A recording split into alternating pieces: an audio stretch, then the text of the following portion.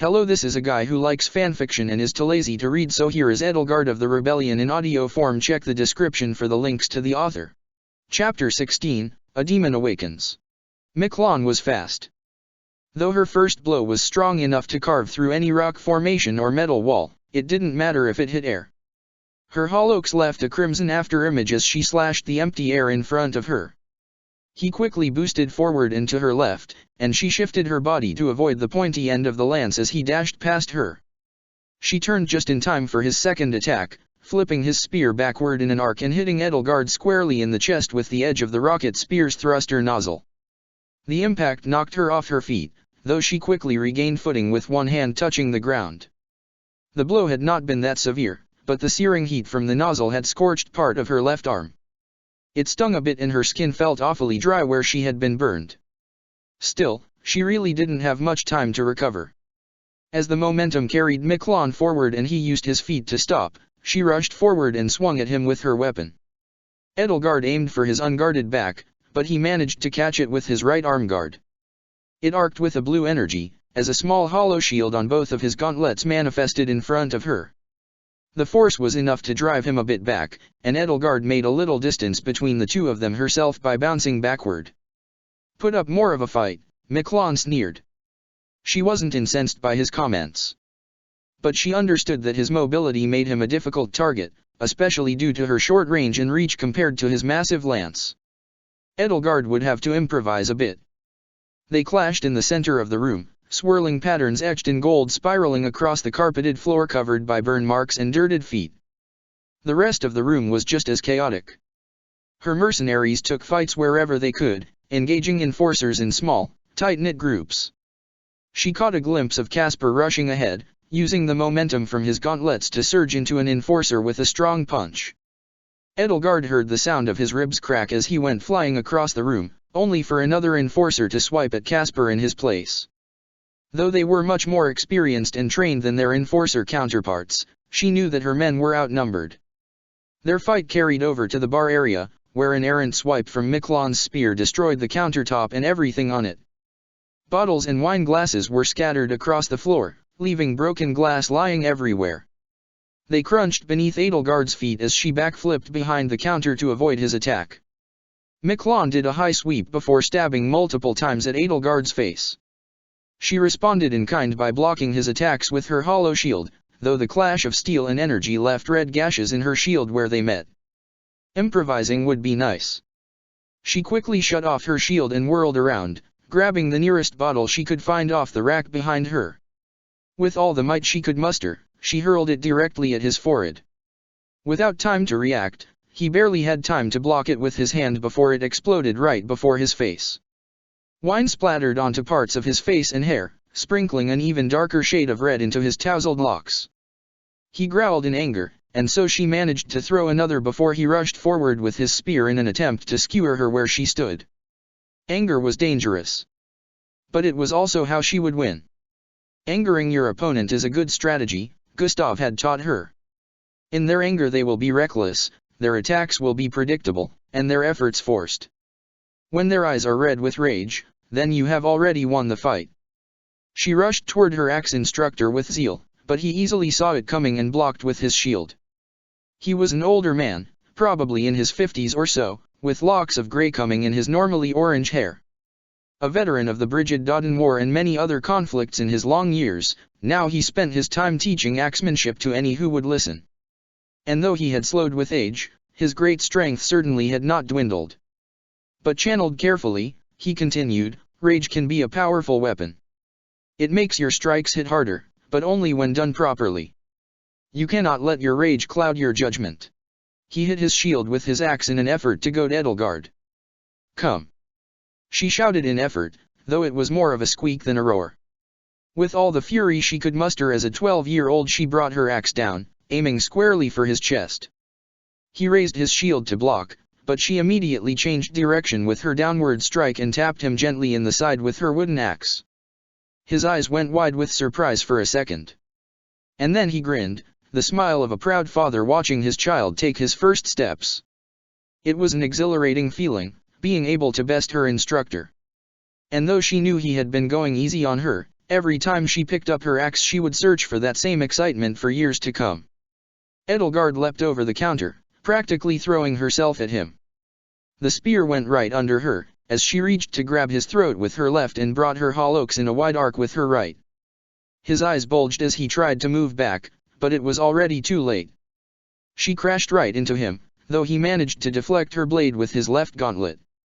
They tumbled onto the floor in a pile, as she tried to punch him in the face. She hated bar brawls. They were uncouth, messy, and generally something she avoided. Whenever she was with Leonie and her friend ran her mouth too much, the most she ever did was make sure the fight stayed clean and fair. Edelgard disliked having to intervene, and besides, Leonie would never lose an honest fist fight in a seedy bar. This, however, was a bit more high stakes than that. Edelgard managed to deliver a solid blow to his chest, before he kicked her in her cod plate, protecting her groin. Miquelon took one hand off his spear and used the other to punch Edelgard in the face. She couldn't dodge because they were both on the ground, and this hit her helmet hard enough to knock her backward quite a bit. He leapt to his feet as soon as he got some distance, and she did the same once she managed to recover her footing. Her visor flickered a bit, and a large crack now started to propagate through. She ignored this, and reignited her hallux with a flick of her wrist.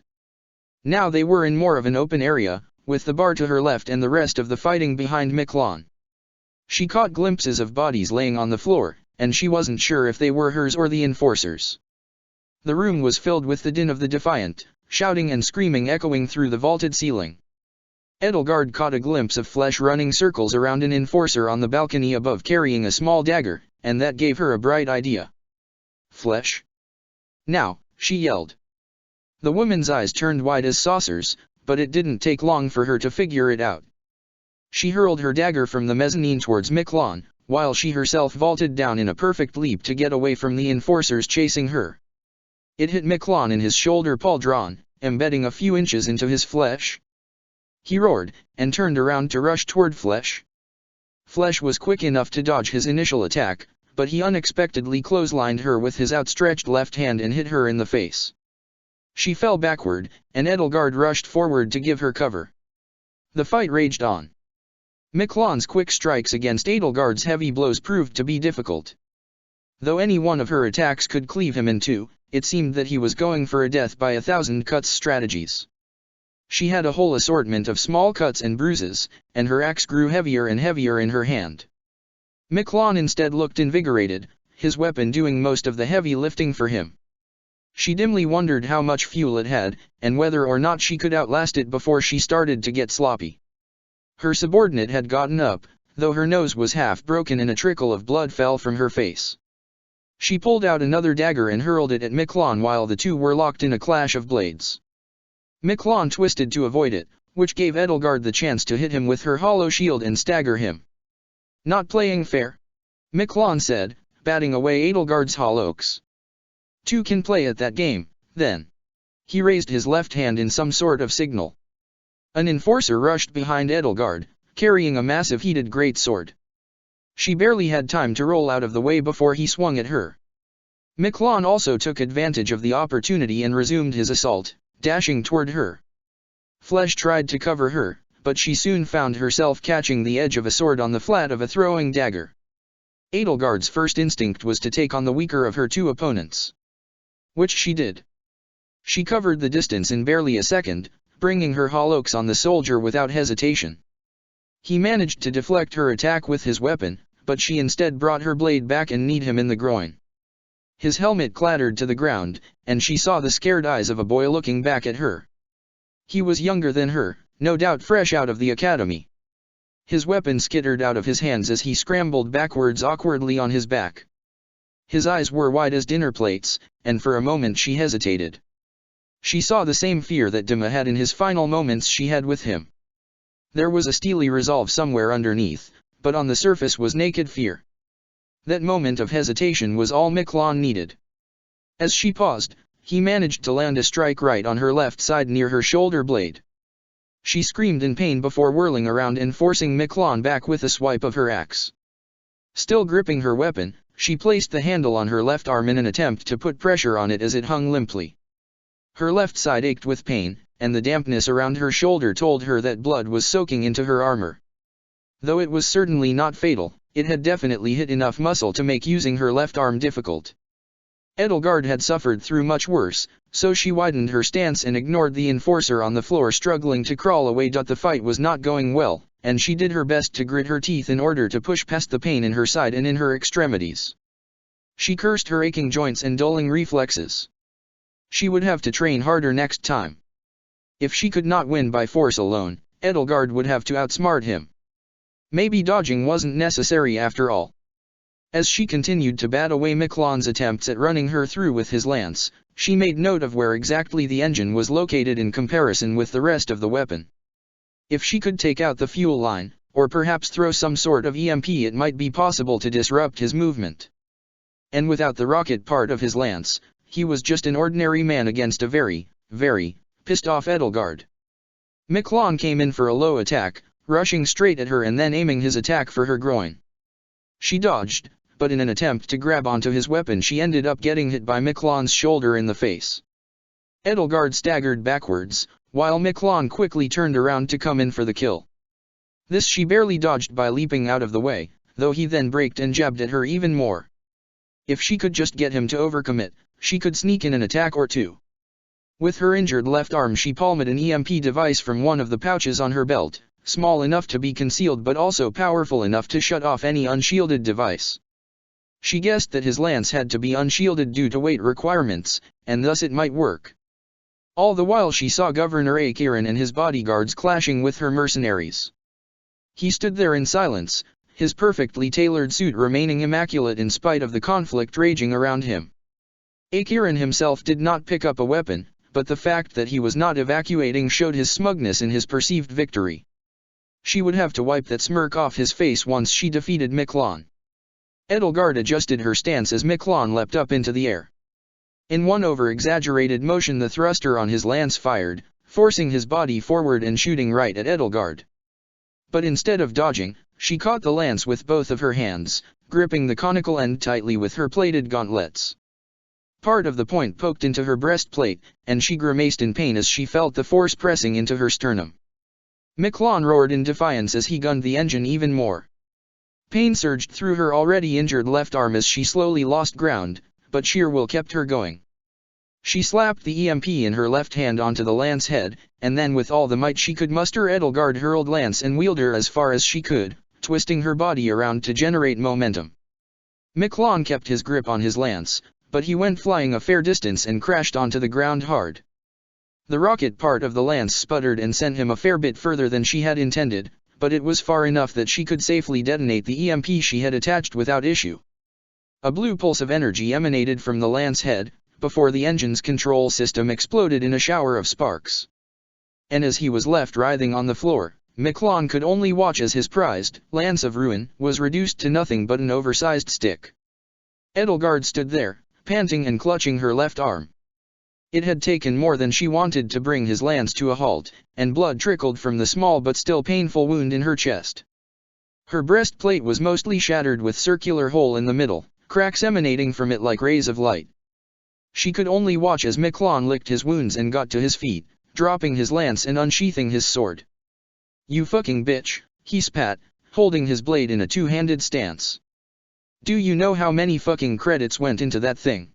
His eyes simmered with rage, and what once was a smirk now became an ugly grimace marred with anger. Now his scar was even more pronounced as his face remained strained. It was not a pretty look. She remained silent, staring him down. The rest of the room was still filled with the sound of fighting, though it seemed that Edelgard's side was certainly winning. Many of her mercenaries sported injuries, though they still pressed on regardless. Enforcer bodies were scattered across the mezzanine and the floor below, although not all of them were dead. Most of them were either unconscious or suffering from severe injuries, though she could also say the same for her own fighters. Casper was still pressing the offensive, though his strikes grew tired and his punches were sloppy. Flesh was slumped against a wall, and one of the medics tended to her. A woman that might have been called Monique got hit a little too hard by a mace, and she crumpled to the floor before a burly pair of hands dragged her away and took up the fight in her stead. It was only Edelgard and his bodyguards left, though as they scrambled for the exit they soon found it blocked by the Queen of Flames' men. Miquelon charged at her in a flurry of attacks. Downward swipe, slashing attack that used his full body strength, and then a stab for good measure. Even without a shield she was able to parry all three and then respond in kind with her own crushing blows. Without his added mobility she found it much easier to keep track of what he was doing and dodge accordingly. Though he was well trained in both lance and sword, his anger made him predictable. Right slash.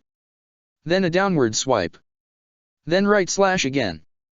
With some luck she would be able to counter and deliver a fatal blow. Dodging a slash with a well-timed duck, she feinted a sideways strike and then brought her axe in a massive downwards blow. He managed to block with his sword, but she then pushed forward and jammed the end of her axe into his chest plate. The resulting wound was jagged and rough, but it dented his armor enough to send him backwards. He crashed onto the floor, but it wasn't long before he wiped the trickle of blood from his mouth and got back up.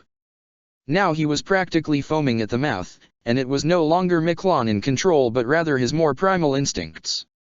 Still, a cornered animal could still be dangerous, and so Edelgard tried her best to keep her cool and not declare victory a foregone conclusion just yet. But as he went in for another attack, the unexpected happened. A black shadow crashed in from the ceiling and onto Miquelon, knocking him back onto the floor. Edelgard leapt back in surprise as the debris settled, only to find what seemed to be an armored figure standing atop of Miquelon's body. His sword clattered to the ground uselessly as his eyes slammed shut and his body went limp. The figure knelt on top of his body, one knee on his chest and the other leg resting on the ground. They held a sword in one hand, an energy blade that glowed a violet hue shooting from an ornate metallic hilt. Their body armor was a mix of gray and black, the color of ash and spent charcoal. It was almost similar to her own. Hard plates protected the vital areas, but a lithe bodysuit underneath provided additional mobility. No doubt the material was strong enough to stop a blade based on the micro-patterns and the visible steel fibers woven in. From the chest plate and quite generous curves Edelgard guessed that it was probably a woman, though she certainly had been proven wrong in the past. But it was their headgear that gave their identity away. It was a black mask that covered their entire face, with only the hint of azure eyes peeking out from underneath. The rest was covered in a black hood with turquoise accents, made of the same material that their bodysuit was made out of. And try as she might, Edelgard could not read the interloper at all. There was no doubt in her mind. This was the legendary Ashen Demon. Where had she heard that name before? They spoke of the boogeyman in loose whispers. Mercedes and her damnable ghost stories often had a fair bit of truth to them. That was what made a story scary, terrifying and gripping, with bits of truth sprinkled in to make you believe that it could happen. So when she started telling tales of the blue-haired mercenary who killed for sport, slaughtering bandits and armies alike, she dimly began to recall that she had heard such talk in the Imperial Palace. With frantic hand gestures and spooky noises that should not have come out of such a normally gentle girl, she made her point clear. They were a revenant, come to exact revenge upon the living. Or so they said. The campfire they sat around crackled as Mercedes plucked some of the soot that fell from the air out of her long golden hair. She weaved stories of the emotionless mercenary that cut their way through Fodlan, and how their blade sent more people to the flames of Alel than any other human in recorded history. Their armor was made of imperial gold and their blade of umbral steel, forged in the heat of Alel and tempered in the frigid wastes of Srang. That under the tutelage of the blade breaker, no man or woman could stop them. Or so they said. It wasn't long before she realized Mercedes was talking about the Ashen Demon. And though she knew that the stories were far from the truth, one thing was very clear. Whoever this mercenary was, they were very good at killing. Unfortunately for Edelgard, she would get a chance to see if the stories were true or not less than a week later. Edelgard cursed her scheming mind. Her machinations had gotten ahead of her once again. They called the Regan boy a schemer due to his naturally conniving nature and his quick wit, but whatever harebrained plans he had were small in scope. She, on the other hand, juggled princess, student, and puppet all at the same time. It was supposed to be a simple affair.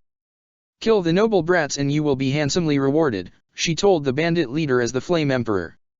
Unfortunately for her, she forgot to specify exactly which noble brats she meant. And, as she batted Costas's axe away with her dagger, she was one of those very noble brats. Damn him, she swore. He could have gone for the polite prince, more of a square than anybody else at the academy and who would never run from an honest fight. He could have attacked the roguish heir to House Regan, whose plan to flee had brought them here in the first place. But instead he chose to attack Edelgard von Hresvelg, the only living daughter of Ionius IX, and the one who had hired him in the first place. Stupid brat, he swore, as Edelgard tried her best to parry under his unrelenting assault. Just die already. His axe strikes were strong, and though she was well trained it was difficult for her to keep up. Her crests begged for release, writhing under her skin as her blood simmered hot. As much as she wanted to cut his head clean off with the power she had, something in her refused to do so. Was it pride? Or her hatred for those who slither in the dark, who had granted her said power in the first place? But as most fights went, all it took was a simple miscalculation. A single misstep, an opening, and that was all it took for Edelgard von Hresvelg's dagger to come flying out of her hand and embed into the dirt to her side. It was a well-timed feint, she had to admit, but that was a small consolation as Costas charged at the defenseless opponent before him. Frozen in fear, thoughts coursed through her mind as time slowed to a crawl. I'm not ready to die yet, she thought. Not when I have so much to do, so much to accomplish. Fodlan will be reborn. But not if I perish here. I can't. Not now. But what knocked her out of her stupor was not the crunch of an axe into her own flesh, but rather a shove. A figure slammed into her at full speed, knocking Edelgard away and onto the floor as she cried out in pain. Costas's axe found its mark, embedding itself into the chest of her mysterious savior. She heard the sickening squelch of ribs breaking and an axe tearing into flesh, and Edelgard could do nothing but watch as the figure fell lifelessly to the ground. She opened her mouth to yell for help, but found that she could not. The world around her shattered like a kaleidoscope, shards of fractured time and space circling around her. Her eyes, or were they even her eyes at all, splintered into fragments, and she found herself struggling to put the world as it was back together again. Then, like a river flowing backwards, the shards rearranged themselves neatly. Every sliver of sensory detail and action reassembled back into the scene before her, as time rewinded itself back to about 20 seconds prior. Edelgard found herself disarmed, as her dagger flew out of her hand and embedded into the dirt to her side. It was a well-timed feint, she had to admit, but that was a small consolation as Costas charged at the defenseless opponent before him. Frozen in fear, thoughts coursed through her mind as time slowed to a crawl. I'm not ready to die yet, she thought. But her internal monologue was interrupted by a figure blocking Costas's attack with a cleverly timed parry. Edelgard nearly fell over trying to get out of their way, and eventually she did end up losing her balance, tumbling to the forest floor. It was quite unbecoming of her, but it also did let her catch a better view of her savior. Edelgard dimly realized it was the young woman from before, who had answered the Three Lords' plea for help alongside the blade breaker. Her turquoise hair moved alongside her short inefficient strikes, batting away Costas's feeble attempts at attacking. Edelgard's head was still ringing and her bones were still smarting, but she could clearly tell that this was no ordinary mercenary. Her outfit was unusually light for a mercenary, tights, and the confidence with which she swung her sword was almost mesmerizing. It was one thing to take stock in someone when meeting them face to face, but it was another to observe them fight. It was not the elegant dance of a Faerghus swordsman trained in the old ways, nor was it the brutal hacking and slashing that Professor Jarrett saw, or more accurately, the Death Knight, favored. But the young mercenary's attacks were precise, and with only a few blows Costas's weapon came flying out of his hands and he fell to the ground. Blood dripped from wounds on his right arm and his thigh, and instead of fighting to the last breath he turned and fled as fast as he could. She assumed the mercenary would move to chase her down, but surprisingly she turned around to face Edelgard, who was still lying on the ground in disbelief. She offered a single outstretched hand, still carrying her blade in the other. They were calloused fingers, yet somehow they had a dainty grace to them. She said nothing, and her expression remained blank. But her bright blue eyes said it all, and Edelgard took her hand with only a moment of hesitation. All she could think was that her hand was very, very warm. It was warm in the same way that sunlight was, the kind that soaked into her bones and melted the ice around Edelgard's heart.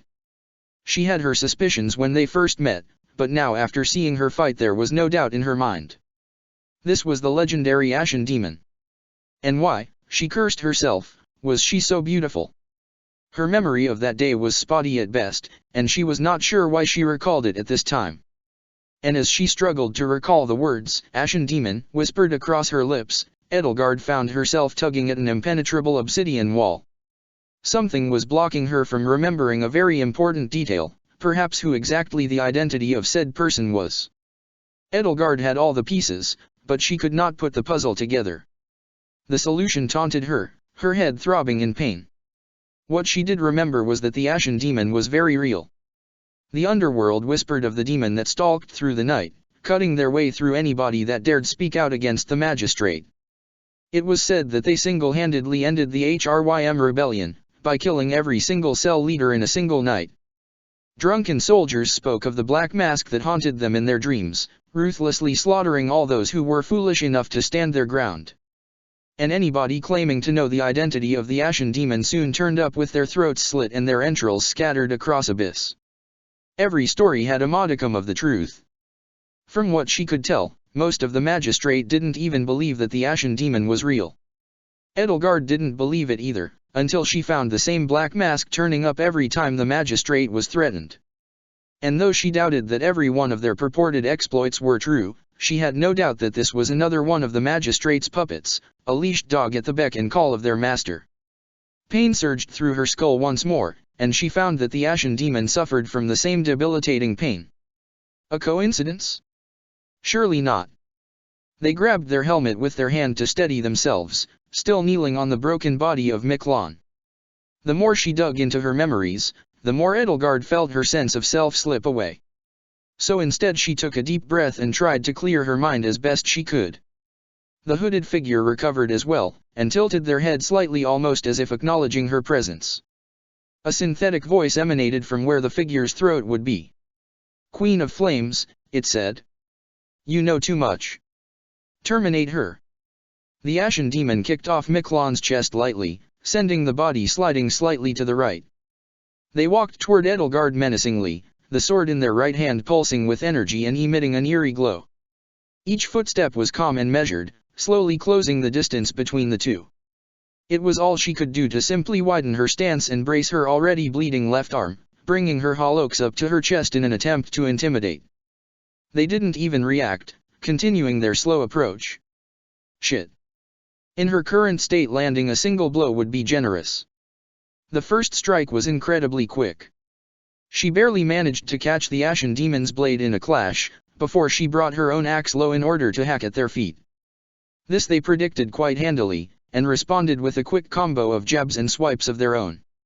Edelgard managed to duck the first two, before getting barely swiped by a strike that left a gash in her greaves. It was like nothing she had ever fought before. The Ashen Demon had no secret technique, no gimmick that gave them an advantage. She had fought plenty of swordsmen before, many of whom fancied themselves masters of the blade. But this was something else entirely. The energy blade was an extension of their body, weaving attacks, and blocking with equal poise. It took all of her concentration to simply remain alive. But as most fights went, all it took was a simple miscalculation. A single misstep, an opening, and that was all it took for the swordsman to catch her off guard and strike a gash into her thigh. The blow cut right through her armor plating, leaving a glowing wound where the blade touched her skin. She yelped in pain instinctively, and try as she might there was no stifling the fact that she had just taken a severe blow. Now her movement was hampered, and blood dripped from her right leg onto the floor. She saw red, her vision blurring from the pain. It was the beginning of the end. Then something curious happened.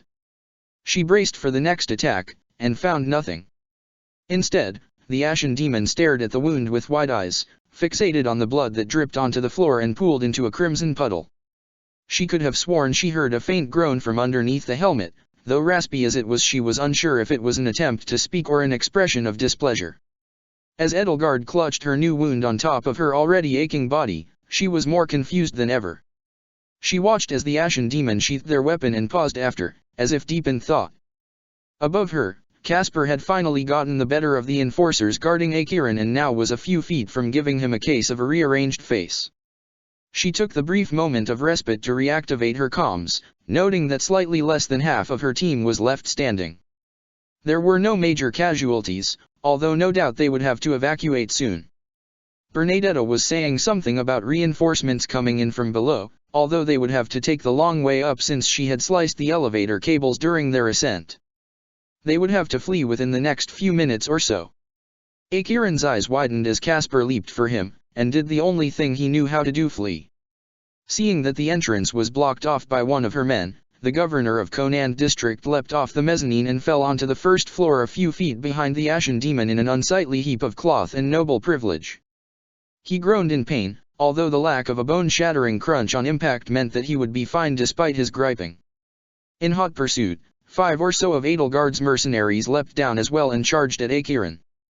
Finding the mysterious masked figure in their way, they made an effort to attack them and get at the governor behind them. Perhaps they noticed that the Ashen Demon had sheathed their weapon, and judged that it was a sign of a lack of hostility.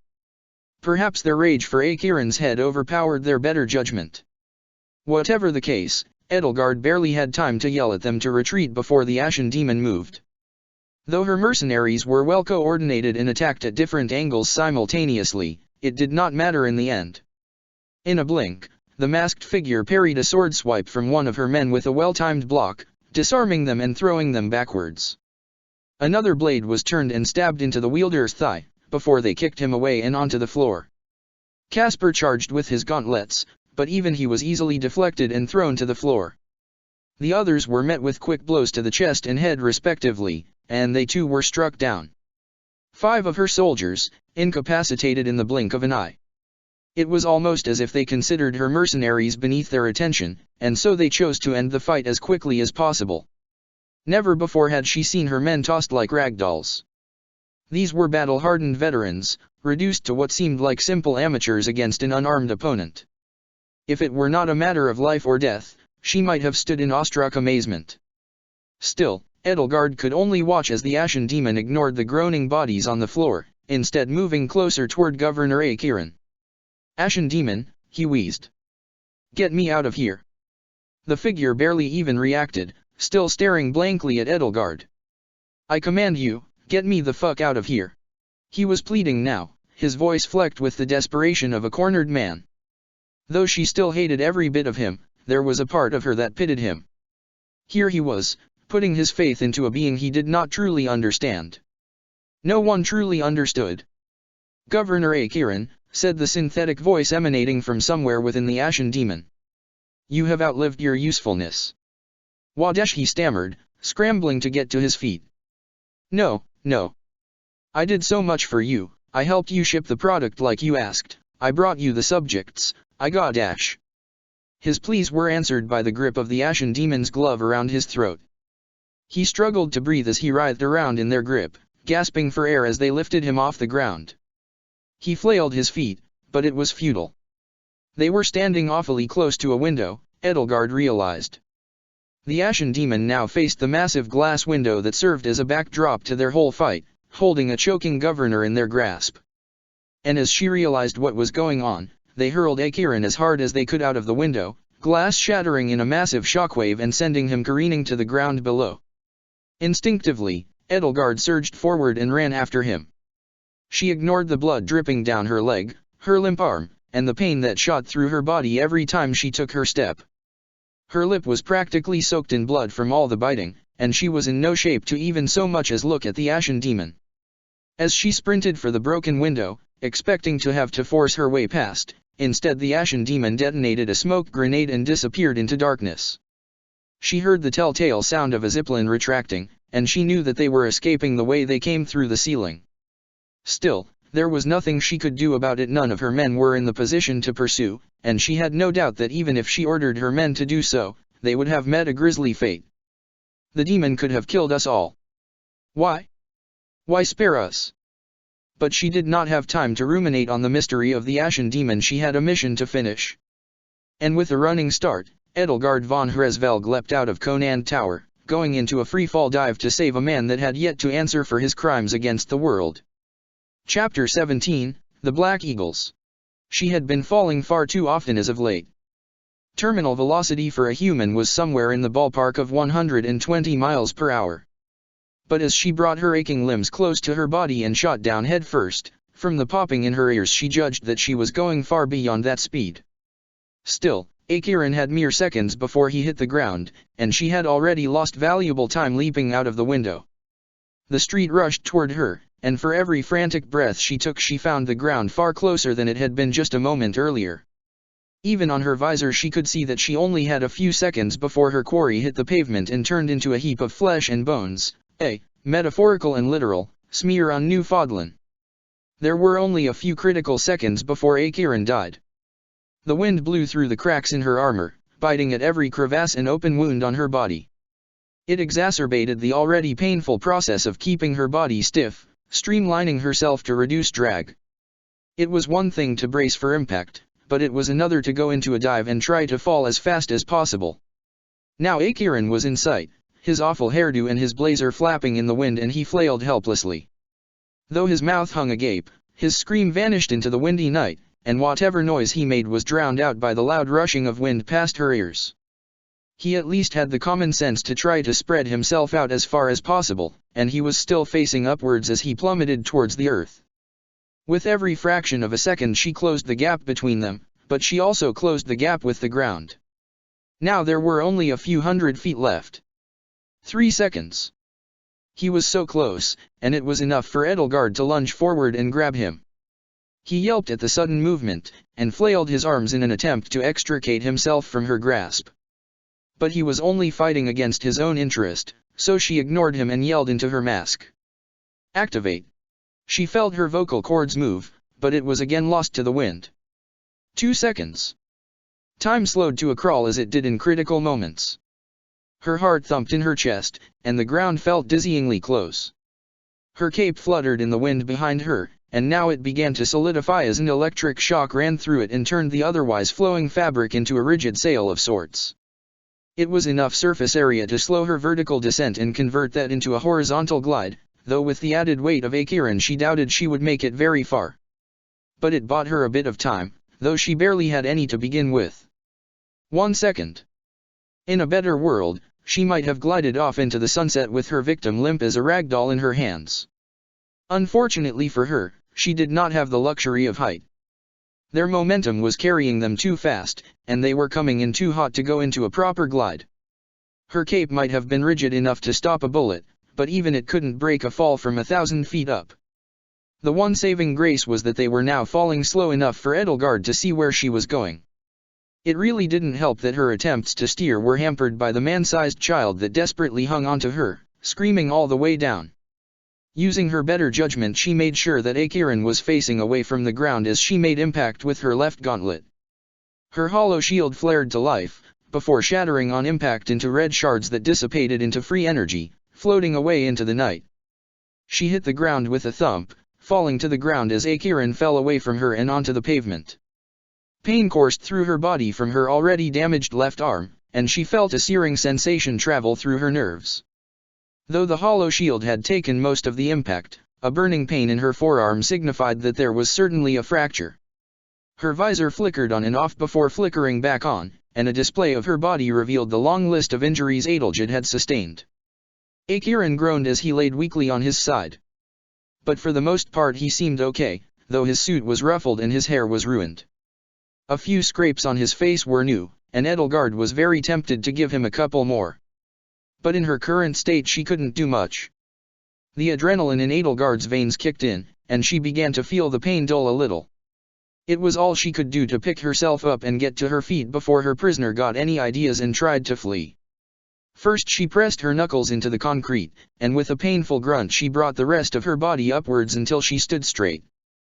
They were a few dozen feet from the backside of the building, as a few streetlights illuminated the alley behind them. Though she did not see any enforcers, it was only a matter of time before the rest of the magistrate figured out where they had gone and chased after them. She radioed the rest of her team as she watched the governor of Conan district gripe about his sore bones. "I have the target," she stated. "Casper, what's your status?" "On the move," yelled Casper, and she guessed that they were busy evacuating over the zipline. If they stayed for any longer, there was no doubt in her mind that reinforcements would catch up with them. And in their weakened state, her mercenaries would find it difficult to evacuate their wounded while engaging the enemy. It was best if they got out of there as soon as possible. "Understood," said Edelgard. "I'm moving towards extraction." Her goal was to make her way around the enforcer blockade, which was denoted on her visor as a large blue line, and head to 400 Williams Place. There, she would hopefully reunite with the rest of her team and make a beeline for the abyss using whatever vehicles they had left. "Petra," she called out, "is extraction clear?" "It is being cleared," she yelled, as she heard the sound of swords clashing through the microphone. "Damn it!" Petra was still injured, but even at half strength she was more than a match for the average enforcer. And with Amina by her side, there was no question of their battle prowess. Still, they couldn't hold out for very long if reinforcements kept streaming in.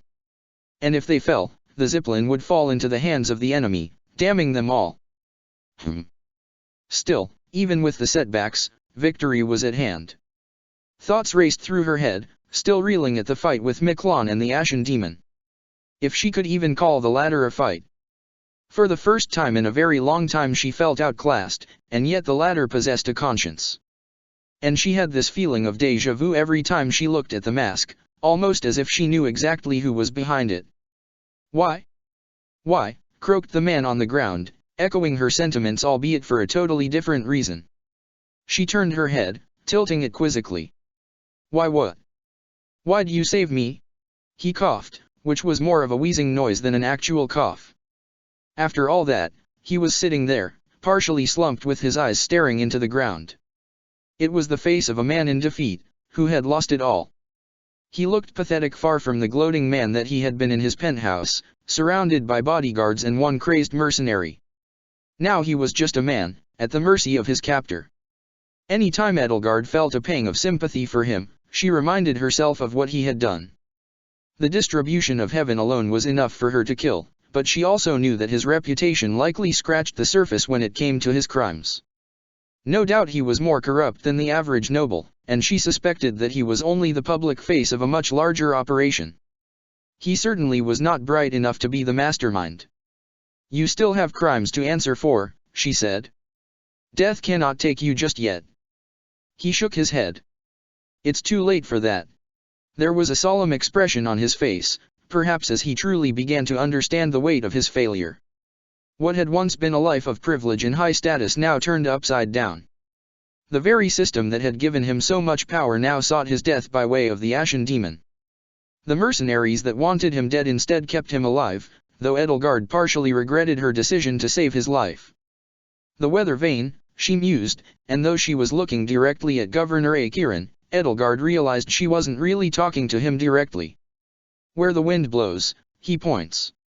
Yet sometimes it points in the right direction, doesn't it? "What are you getting at?" Akiran said. His face contorted into a sneer, and she resisted the urge to break his nose and splatter his blood all over the street. She very well could, but that was not her goal today. She shrugged. "Let's make it simple.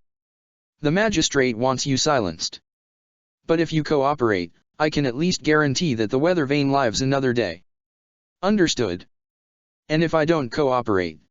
Akiran asked. "Maybe I'd prefer to be dead, than whatever hellish plan you have in store for me." Edelgard did her best thinking impression, before she snapped back to attention and addressed him directly. "There are worse fates than death," she said. "And if you don't listen to what I have to say, I'll break another one." "Another what?" He barely had time to get the words out before Edelgard reached out and grabbed Akiran's right hand. She took his pointer finger and snapped it backwards until she heard bone crack, and instinctively he jerked his hand away. This had the side effect of making it worse, and his body contorted in pain as he clutched his finger in agony. His muffled screams rang out in the night, as she quickly covered his mouth with her free hand. But Edelgard was only mildly horrified to realize that she relished in the sound of his screams. There they are. She heard the sound of enforcers moving through the streets, boots clanging on the concrete as she shifted her stance into a fighting position. Once again she grabbed her hallux and felt it unfurl, every servo and mechanical piece snapping into place and giving that all too familiar reassurance that she would win against all odds. Though her hollow shield had long flickered and died, and half of her body barely functioned, Edelgard was confident that she would win. The thrill of battle drove her. Halfway between life and death was where she did her best work, both as the Queen of Flames and Edelgard von Hresvelg. "If you want to live," she said as she threw a glance back at Akiran, "play dead." He stopped his whimpering and went back to being sprawled out on the floor. It was a pathetic display from a man with as much power as he did, but she supposed he would do anything to save his own skin. It went against every instinct in her body to let him live and take up arms to defend him, but her conviction was strong enough to see her goals through. They would win. They would bring him to justice. And then, maybe after, they could finally begin in earnest. The enforcers began running toward her, and Edelgard couldn't help but grin under her mask. Her armor was caked in blood by the time she got back, though she was unsure how much of it was actually hers. With one arm she managed to fight through a small group of enforcers, though she found her strikes weak and her form poor. It was enough to fight them off with ease, but none of the wounds she inflicted were fatal. Perhaps she was going soft. She stumbled towards the extraction zone with Akiran tagging right behind her, still clutching the finger that she had broken. There, Edelgard managed to meet up with her mercenaries to find that everyone was accounted for. As they sped through the tunnels of Abyss in order to put as much distance between them and Conan Tower as possible, she found herself drifting in and out of consciousness due to exhaustion.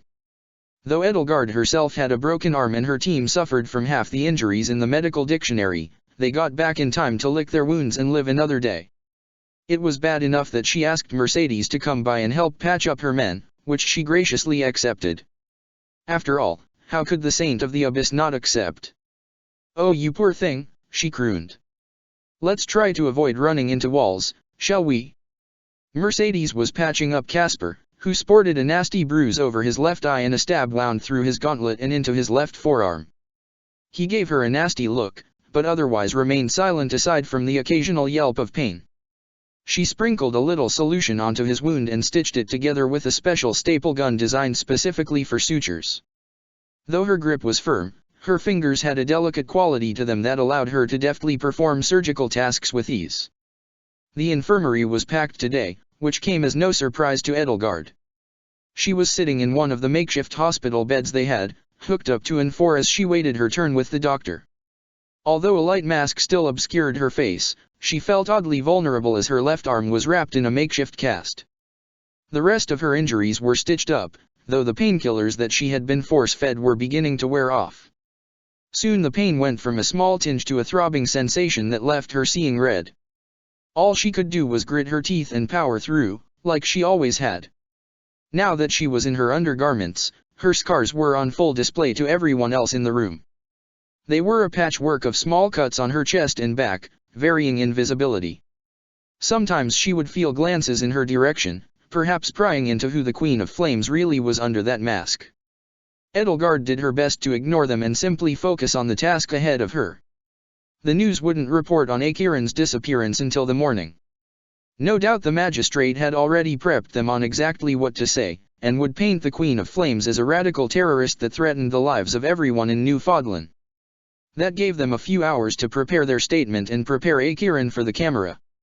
Bernadetta was taking care of half the logistics, although the rest was up to Edelgard herself. 3 soldiers kept watch over him, though from what she heard they were not having much trouble with him. He simply sat there, dejected, musing over whatever pathetic life he threw away by throwing in his lot with the magistrate. "Queen?" Mercedes asked. She looked up and away from her holodeck, finding her friend finishing up a suture. "Let's talk." "Side room." She gestured toward a private room, where they could talk without fear of anyone eavesdropping. "Sure." She led Mercedes to a nearby room, shutting the door and letting the seal stop any noise from escaping. As much as she trusted her merry band of mercenaries, she didn't trust them that much. And Mercedes was not exactly the most compartmental of people. They sat next to each other on a small bench, as Edelgard picked at her platinum hair. "You can take off that stupid mask," she said, and with that Edelgard pressed the small projector that blocked off her face. She felt the mask dissolve before her, revealing her own face in all of its tired glory. "Edelgard," she whispered. "Are you okay?" "Of course I'm fine," Edelgard replied, though her voice was not as convincing as she wanted. It betrayed a hint of hesitation, that perhaps the Queen of Flames was not as composed as she made herself out to be. Mercedes reached up and brushed a stray lock of hair away from Edelgard's cheek, coming to rest as her fingertips gently touched her face. They were warm, and she felt herself flush instinctively at the close contact. It was a tender moment between her and the closest thing she had to an older sister. There was a heavy silence for a while. How do I know what I'm doing is right?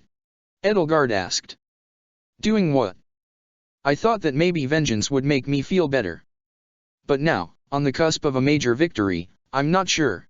She put her head in her hands. I should be excited. Elated even. But I feel disgusted. Disgust is a good sign, Mercedes said. It means you haven't lost your humanity just yet. Edelgard groaned. That's if I can even be considered human. We all have to find our reasons to keep on going. I don't do it for money. Not for fame. Not for power. Then for what? She said, pondering the question. Then you keep on going for the sake of those who are never going home. You fight because you carry on the will of others, living so that the dead may rest in peace. Mercedes blinked for a second, before returning to her usual absent-minded smile. My, I'm getting a bit too philosophical. But you understand my point, right, Edelgard? For the dead. An image flashed through her mind, but for the first time she simply did her best to block it out. She could not dwell on the past for too long. Either of her pasts, as memories that were not her own swirled in her head and added to her already addled mind. The more she felt herself slip into recollection, the more she lost sense of who she really was. Edelgard von Hresvelg could not live in the past, no matter how much she wanted to. Mercedes was right, of course. She was always right when it came to things like this. Edelgard felt a bit of guilt for letting her friend shoulder her burdens, but if not for her, who else would? She leaned her head on Mercedes's shoulder, and the two of them just sat there in silence. She felt the warm heartbeat of her friend, pulsing slowly. It was coming.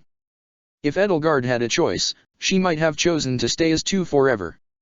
I wanted to just reach out and strangle Akiran, she muttered. Seeing him just made me so angry. Edelgard thought of the rage that drove her through her teenage years. It was like a simmering fire, though now it was a lot further under the surface. But you didn't, Mercedes said. Doesn't that mean you have things under control? Perhaps, under control might be one way to put it. Her thoughts drifted back to her fight with the Ashen Demon. The feeling of being overwhelmed, the shock when she realized that they were offering her mercy, it was a mix of shame and horror. But her curiosity was getting the better of her.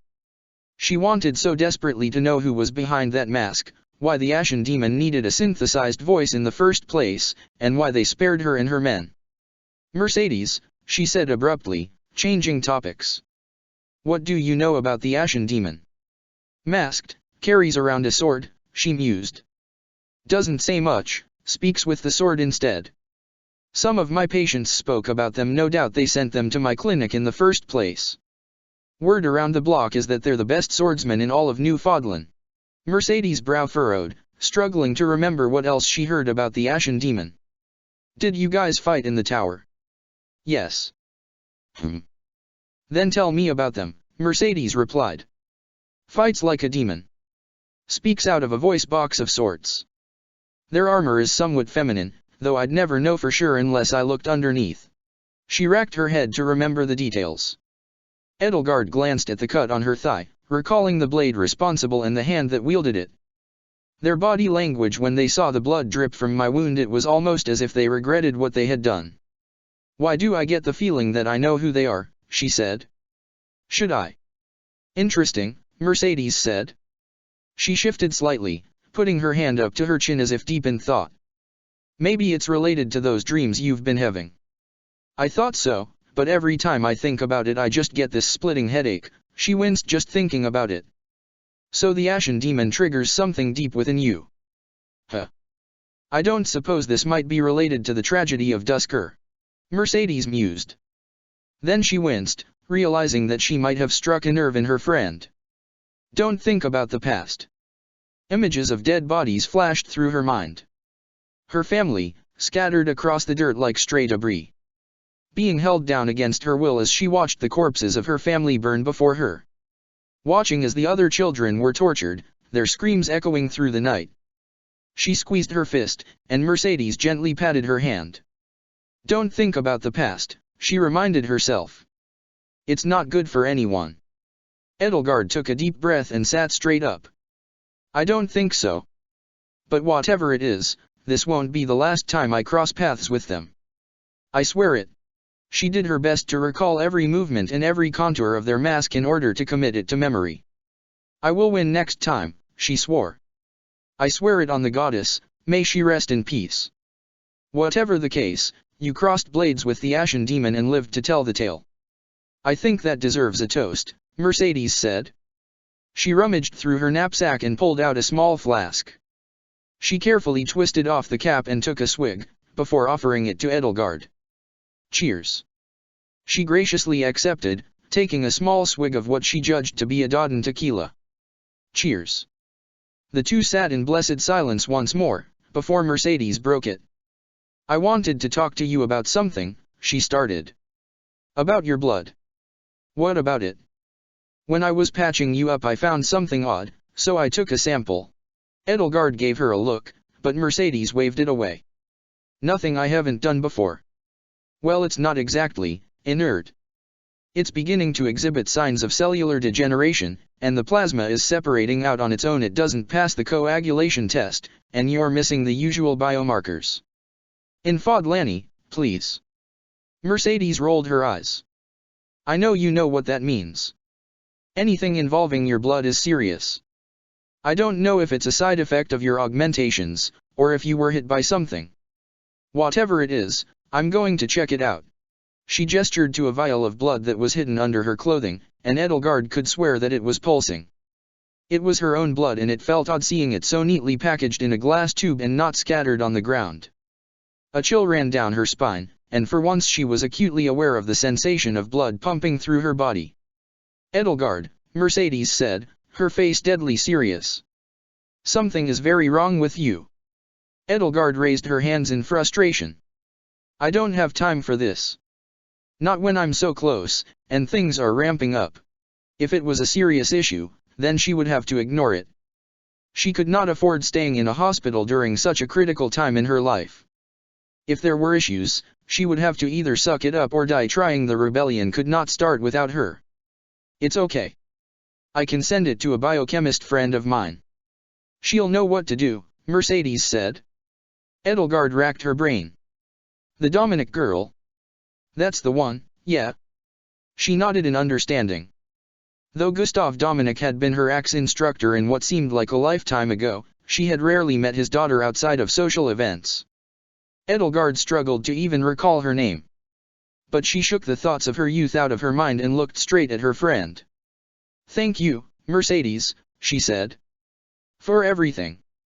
Not in 1,000 lifetimes could I ever repay what you've done for me." Edelgard remembered her days in a nearly catatonic state, barely responding to any of Mercedes's calls or movements. She recalled when she took her frustrations out on Mercedes, and all she did was nod and smile in return. It was no surprise that she was practically venerated as a saint in the abyss for her gracious kindness and humility. And Edelgard could do nothing but thank her, for all the years that she had stood by her side. What could she offer a woman who sacrificed her life to help others? How could she even begin to make up for a life returned? There was a moment. Then Mercedes began to smile, the corners of her mouth curling. "Oh, my sweet Edelgard. When will you learn that you simply being alive is enough repayment for me?" she whispered.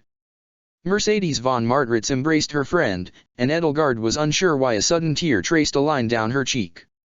Her embrace was warm and soft, and it almost reminded her of her own mother. For a moment Edelgard truly believed that everything was going to be okay. It was all going to be fine. It would be all right. Right? The heavy boots of the Queen of Flames clanked through the hallways, before coming to the door of the makeshift prison they had erected to hold their prisoner. As the door hissed open, she found the disheveled governor of Conand district looking like he had been thrown through the ringer. His clothes were a mess, his face was bruised, and his hands were clenched tightly into fists. "You," Akiran spluttered out. "What must I do to be rid of you?" Oh, it's too late for that, Edelgard said. Rather, I am here to give you an offer. An offer? He asked.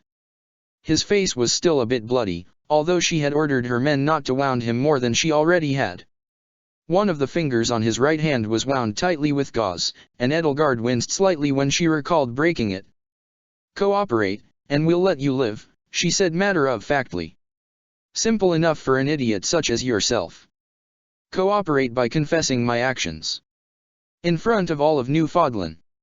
No amount of money could make me do that, he spat. She dodged the spittle that came from his outburst, and elected to ignore it lest she get mad enough to break another finger. And solely my name, my legacy. You'll be handed over to the judiciary. Even if the magistrate has their hands in the courts, at least you have the chance of a fair trial. And if you don't comply? Well. She tapped her side, visibly revealing the Holox baton that hung at her side. I'm happy to execute you on national television, Edelgard said. Though she had stripped down to a light body armor, the simple presence of a weapon meant that the Queen of Flames was still menacing. She wondered if having a flashier weapon might do herself some favors due to the intimidation factor, but she supposed that the small form factor was too convenient to give up. Somewhere, Edelgard remembered that she had once wielded an axe larger than she was, and shuddered at the thought of wielding such a cumbersome weapon. Governor Akiran's eyes widened, and his face turned white. She knew that appealing to his cowardly side was the way for him to repent. She could never appeal to his better qualities, but by appealing to his worse ones she could at least secure a confession from him. And everyone knew that the Weathervane would do absolutely anything to save his own skin. You won't really kill me, he said. You think you're on the side of good heroes, he said sneeringly. You don't have what it takes. Oh, how wrong he was. Maybe the rest of her team didn't. But she certainly did. I'm happy to break a few more fingers. Because after all, she said with a wicked grin, there are worse things than death. To drive the point in, Edelgard leaned in and whispered something to him that made his blood go cold. Have you heard about the tragedy of Dusker? What happened to the Hresvelg family? He gulped. I suppose the tragedy of Conand has a nice ring to it, doesn't it? Would be a shame if something happened. He slumped down in the chair that he was tied to. You wouldn't. Without missing a beat, Edelgard gave her reply, drawing away from her prisoner. Try me. She hated using the memory of her dead family to one-up the governor, but the only sign of discomfort she had was a small grimace. They were simply words, but she wondered if she would ever truly get to the point where she slaughtered innocents for attention. Akiran refused to make eye contact. Still, his body language was that of a defeated man, and the defiance he had mustered up soon was replaced with a wistful sadness. I suppose, he said shakily, it wouldn't be too bad if I really did confess. He put his head in his hands, or at least he tried to, before he remembered his hands were tightly bound. What exactly do you want me to do? You'll see, she said, turning away from her prisoner and walking toward the door. She ignored Akiran's complaints, too lost in her own thoughts to care. He had lost. To be humble in victory and gracious in defeat was a core tenet of Edelgard's life, and clearly Akiran had never heard of the latter. But as long as he took his punishment on the chin like a true knight, then perhaps he would find redemption one day. Even the sleaziest of Newfoundland's nobles had a bit of good in them. It was just a matter of whether or not she would kill them before they had the chance to show their better side. Bernadetta, she radioed over her COMM. Is the sat link clear? Yes, boss. I have a secure connection. I'll be in every major network when you give the go-ahead. It was a trivial task for Bernie. She was well versed in tackling military-grade encryption software, and that meant that encrypted broadcast lines were quite easy as a result. It wouldn't be very long until all of Newfoundland ground to a halt, and she would have their undivided attention. All the Queen of Flames had to do was make her moment in the spotlight count. Perfect, she said. Casper, Petra. Ready. Her two lieutenants standing at the door nodded. We are being ready, said Petra. Good. Get your men to suit up. Recording starts in 20. Queen, Casper said. Are you sure about this? Sure about what? Edelgard asked. Open rebellion. You know the consequences if we fail. His expression was dark, no doubt thinking about the Bergely's family and the name that he would sully fighting for her cause. It was unlike Casper to be so downcast when it came to things like this, but she at least appreciated his attempt to test her resolve. Casper. Her voice was stern, but not out of anger. Rather, it was meant to reassure him through appealing to her own authority. This is why you joined my side, is it not? You can't change the world without getting your hands dirty. I'm ready to fight to give my life for a greater cause. Are you? He nodded, and Petra took the opportunity to agree with a small bow. These were the people that would fight by her side. They would give their lives, not for her, but for her cause. Because as a woman she was simply flesh and blood, but as a symbol, she could be so much more. The door hissed shut behind her, and with that she took a step closer to her dream of a better world. All across Newfoundland, something strange began to occur. Every news broadcast began to flicker abruptly, going from the morning news to a single video playing. Holodecks and screens around the colony were hijacked, much to the chagrin of millions of everyday people. As telecommunication crews scrambled to cut the feed, a curtain opened to reveal a man sitting in a chair in shadow, surrounded by masked soldiers in black, except for one mercenary with a bright red helmet and a flair for the dramatic. The woman in the red visor stepped forward to speak. People of Newfoundland. The voice was booming, modulated through some sort of synthesizer as to leave the underlying sound completely unrecognizable. It carried authority and confidence in equal amounts. Long have you suffered under the boot of the oppressor. The magistrate, she spat. Corrupt nobles who seek to drain the life of the masses for their own gain. Take your so-called governor. She dramatically gestured to the figure in the middle. A light fell upon the man in the chair. His face was gaunt, and what had once been a perfectly groomed man now sat there disheveled. His once immaculate blonde hair was now scattered haphazardly on top of his head as if it were a mop, and his handlebar mustache was scorched at the edges. A series of bruises and cuts on his face were on full display, though none were major enough to write home about. His tailored suit was torn and tattered, and what was left of his tie hung loosely at his side. Governor Akiran sat there, refusing to make eye contact with the camera. I swore an oath to protect the people of Conand district. He nervously turned to watch the mercenaries behind him. I have failed. I have done nothing but fill my own coffers and sell the souls of my people through heavy taxation and trafficking. May, his voice wavered. May the goddess have mercy on my soul. Governor Akiran let heaven run rampant throughout his district. He let corruption and rot take hold, while the common worker was left to suffer, lording over his fief as a king. We could not stand by and allow such cruelty to be carried out, so he will face judgment for his crimes. Her hallocks flared to life, and at the sound Akiran flinched. But rather than let it swing upon the governor she simply held it by her side. Realizing that the woman would not execute him just yet, the governor's shoulders untensed, and he breathed a deep sigh of relief. But he was not out of the woods just yet. He will pay reparations. He will be prosecuted to the fullest extent of the law. And if this does not occur, then no place in this universe can protect him from our wrath. She motioned for her fellow soldiers to step forward, which they did. Though their features were clouded in shadow, their mere presence was menacing enough to make Akiran fidget in his chair. I am the Queen of Flames, and these are my black eagles, the woman continued. Fear us. Or rally behind us as you see fit. She raised her hand, flourishing her red cape in an exaggerated motion. Wherever the strong prey on the weak, we shall appear again. No matter how formidable our foe is, no matter how many soldiers or swords they have, we care little for meaningless displays of force. We care only for one thing: justice. God Emperor Nemesis. Too long have you let corruption fester throughout your empire, as your people suffer and your nobles grow decadent. Those in power, fear our name, for we, the Black Eagles, stand in judgment of this world. With that the transmission cut, and the screen turned into a multicolored display of technical difficulties. This left millions of shocked and confused people, wondering what exactly they had just seen. Who were these Black Eagles? And who exactly was this Queen of Flames speaking to them? But the more seditious among them knew that an open rebellion was a cause to rally towards, and so they began to hatch schemes of their own. Whispers and murmurs of an uprising began to foment amongst the people, and dangerous thoughts began to bubble to the surface. In a small base in the outskirts of Newfoundland, Claude von Regan watched in surprise as he saw the Black Eagles rise to power. Their glorious theatrics and expert presentation were something to be admired, he thought.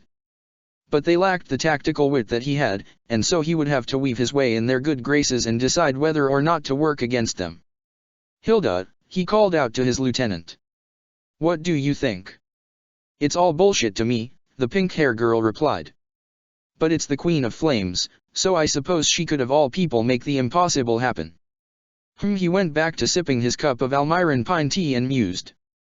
"Queen of Flames," he said out loud. Or more accurately, he thought, "Edelgard Eisner. Let's see what move you make next." Somewhere in the confines of space, the colony ship Nemesis sailed on. The God Emperor himself watched from his throne, still staring long after the image faded away and became nothing more than a black void upon the infinite emptiness of space. Next to his golden throne, his advisor stood. Wreathed in all black robes with a hint of purple, the man known as Thales watched both his lord and the transmission with equal grace. A couple serving girls brought them refreshments, though with a single hand Thales waved them away. "Thales," Nemesis said. "So it is true." "Yes, my lord. The preparations are beginning to unfold." Thales bowed, though it was far too hasty to be out of deference. It was more of a formality at this point. "Good. The seed planted all those years ago has begun to bloom." The God Emperor began to chuckle. "If they seek to foment the flames of rebellion, so be it. Let us see exactly what this Queen of Flames is made out of." He put his hand upon his chin, and as he dived into his own thoughts the right hand of the God Emperor watched in silence. If there would be a worthy opponent to challenge his reign, then they would welcome a challenge. And only then would the machinations of Thales, once August Tayat and now the second most powerful man in the universe, truly begin to worm their way to the surface. A massive array of machinery carefully removed the mask off of the Ashen Demon, each arm removing small sections of biomechanical interface. It revealed a gentle face underneath, eyes that once were large and bright now gaunt and sunken in their sockets. Images flashed through their mind, remembering their fight previously with the Queen of Flames. There was a familiar sensation, a longing that they could not place. Memories of a different world coursed through their mind. But there was a single image, one of a girl with beautiful platinum hair and piercing lavender eyes, that kept coursing through their brain. It was a pulsing in their mind that shook them to their very core. Edelgard. They whispered into the darkness. Nobody responded.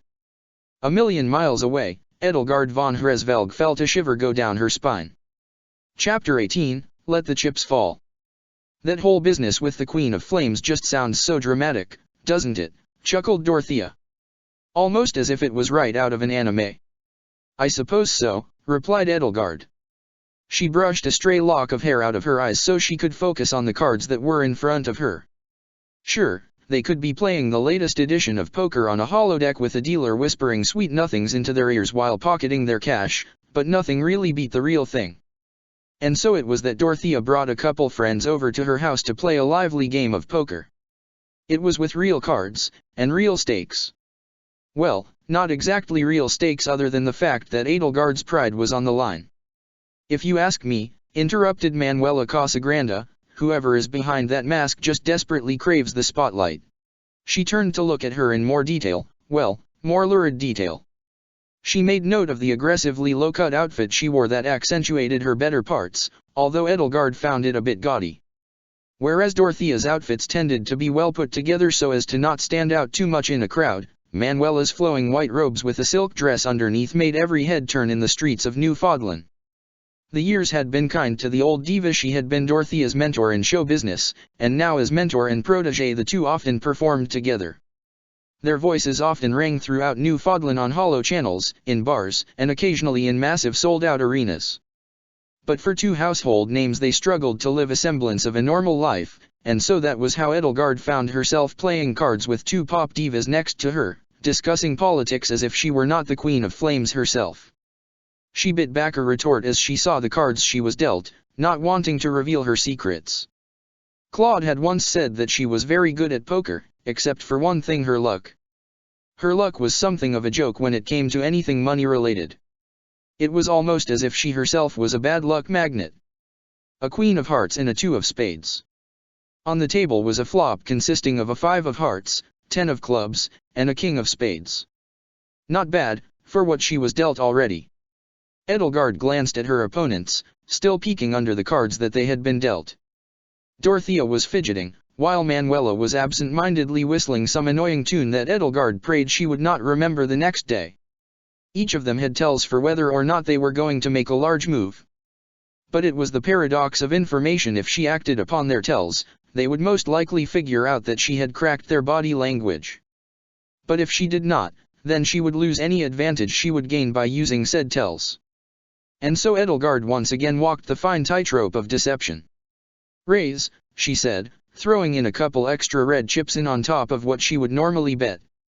"Got something good, don't ya, Edie?" said Dorothea mockingly. "In that case, I'll call." She threw in a decent stack of chips into the betting pile.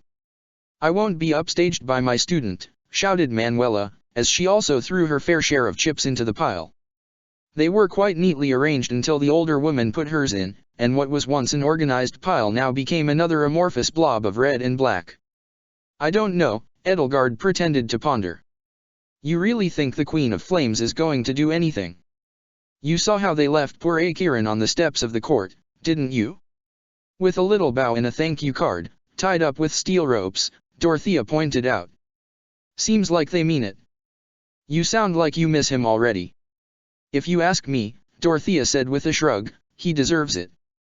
No one tries to pull down my dress and get away with it." Edelgard bristled slightly at that comment, but she was in no way surprised. That sure sounded like his handiwork. "Regardless, the magistrate will crack down," muttered Manuela darkly. "You kids weren't alive for what they did in Mina district, don't you?" The temperature of the room suddenly got a lot colder. "What did they do?" Edelgard whispered, wondering if Dorothea ever swept the room for bugs. Could the magistrate be listening even now? Would her identity be revealed somehow? Seeing Edelgard's somber expression, Manuela relaxed her shoulders a little. "They banned the sale of ice cream for a year. A whole year, I tell you. You know what that does to a woman when they ban fucking ice cream?" Edelgard was dumbfounded. Dorothea laughed at her friend's plight, while flipping over the turn. "Jack of hearts," she said, dramatically showing it around to both of her friends. "And cheer up, Edie. Not like any of this rebellion business is gonna affect us anyway." "Could make a song out of it," Manuela said. "Queen of Thorns has a nice ring to it. The Red Queen. Eagles soaring." "I have no idea what you guys are talking about," said Edelgard. "Oh good. One less person to steal our song idea." "Let's get recording, then," said Manuela, far too hastily. "Perhaps," Edelgard mused, "she wants us to forget about the game because she was dealt a bad starter hand?" She grabbed Manuela's sleeve before she could get up. "Not so fast," she said in the iciest tone she could manage. "Let me win, and then I'll let you two record." The diva paled. "Oh, my. You are terrifying. You'd be a great horror movie ghost." "Horror what?" she said, as she slid the usual bet into the middle. "Call. Call. Fold." Dorothea and Edelgard looked at Manuela in disappointment. "That's it? No banter, no promises to up the ante and play strip poker, nothing," shouted Dorothea. "Manuela," she jokingly chastised. "Damn," sulked Edelgard. Manuela shrugged. "Thought I'd leave you two to it. I'm excited to see it." Dorothea flipped the last card, the river over. 9 of spades. Edelgard suppressed the grin that was slowly forming. If she could manage to figure out by Dorothea's facial expressions whether or not she was bluffing, she could make an informed decision whether or not to go all in. But years of showbiz had trained the singer to never crack under pressure, and so her face was stonier than any soldier or statue could ever be. Was the only response from Dorothea. "Oh my gosh, I am excited," squealed Manuela, half-jokingly. "The anticipation is the worst part." "I think the worst part would be if I lost here," muttered Edelgard under her breath. She slid her entire pile of chips, red, black, green, and blew all together into the middle. "All right. All in," Edelgard said without missing a beat. "What?" said the two women in unison, a discordant chord between the older and the younger diva. "Damn, and I thought I was playing risky today," said Manuela once her protégé was done being shocked. Edelgard ignored the fact that she had already folded. "You really want to do this?" asked Dorothea. She looked right into Edelgard's eyes, pulling up close to get into her face. Edelgard instinctively flinched, before she met the gaze of one of her closest friends. It was normally a warm gaze, and she found Dorothea's eyes to be a little dreamy green eyes just pierced all the way down into her soul. But now they burned with the fire of competition, and she knew she could not back down. "Yes," said Edelgard. She leaned in even closer and tilted her head slightly. "You chicken," Edelgard said mockingly. "Oh, that does it," said an incensed Dorothea, slamming the chips she held in her hand onto the table and sliding the rest of her into the middle. "All in. Perfect. All the conditions for victory have been cleared." She was the Queen of Flames, famous for snatching victory from the jaws of defeat, the miracle worker that could succeed against all odds. And if she could not win here, with no stakes on the line, then what right did she have to call herself a revolutionary? A Hresvelg? Edelgard flipped her two cards over, dramatically flourishing them in front of the two women. "Flush." "That's a," said Manuela, 9, 10, Jack, Queen, King. "Oh, it's a flush, all right." She looked over at Dorothea to gloat. Wait. She wasn't fazed at all. In fact, Dorothea was positively beaming. "Aha! Caught you now." She turned her two cards over to reveal a queen of spades and an ace of spades. "And that meant flush. Except," she added with a finger wag of her own, "mine beats yours. A higher flush." "Damn it. Checkmate," Dorothea shouted, as Manuela clapped in joy. Her luck had gotten the better of her once more, and soon she found that she was not the one gloating. Edelgard face-palmed as hard as she could, begrudgingly sliding the pile of chips over to Dorothea. She giggled, taking them all, and started dealing cards for the next round. For some reason, she had lost the will to play another. She knew the upper class of Newfoundland was in absolute chaos. Though Manuela and Dorothea had never been much for politics, her other social circles were ablaze with chatter.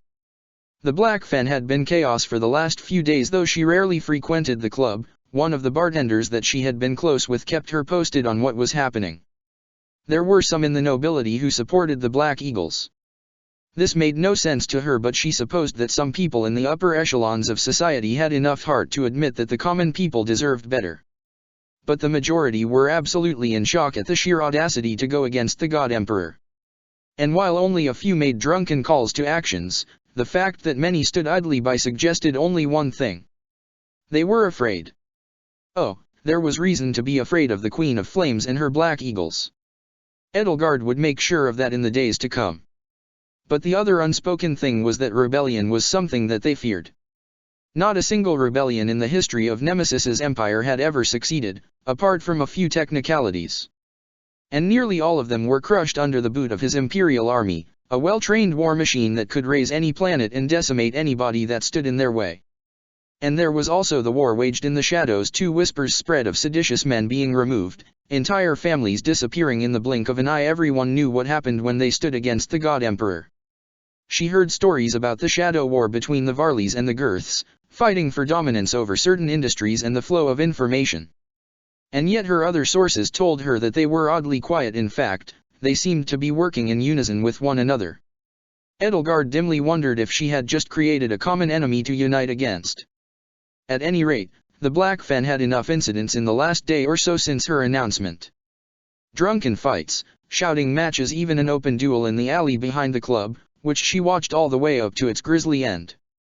They were agitated, for more reasons than one. But that was her goal, to at least start something larger. And she could not change the world without getting her hands dirty, so she also could not pay much heed to the chaos caused by her announcement. For now, no one had made a large move. Every news station had been running non-stop coverage for the last day or so, and it was difficult to turn the corner without hearing news about the Queen of Flames. Some of the stories were true. She did storm a magistrate building once, fighting off 2 squadrons and coming out none the worse for wear. She did leap out of a plane and kidnap the governor of a district. And her team had certainly infiltrated enough art exhibits and stockpiles of illicit credits to earn themselves a reputation, and legendary infamy among the underworld.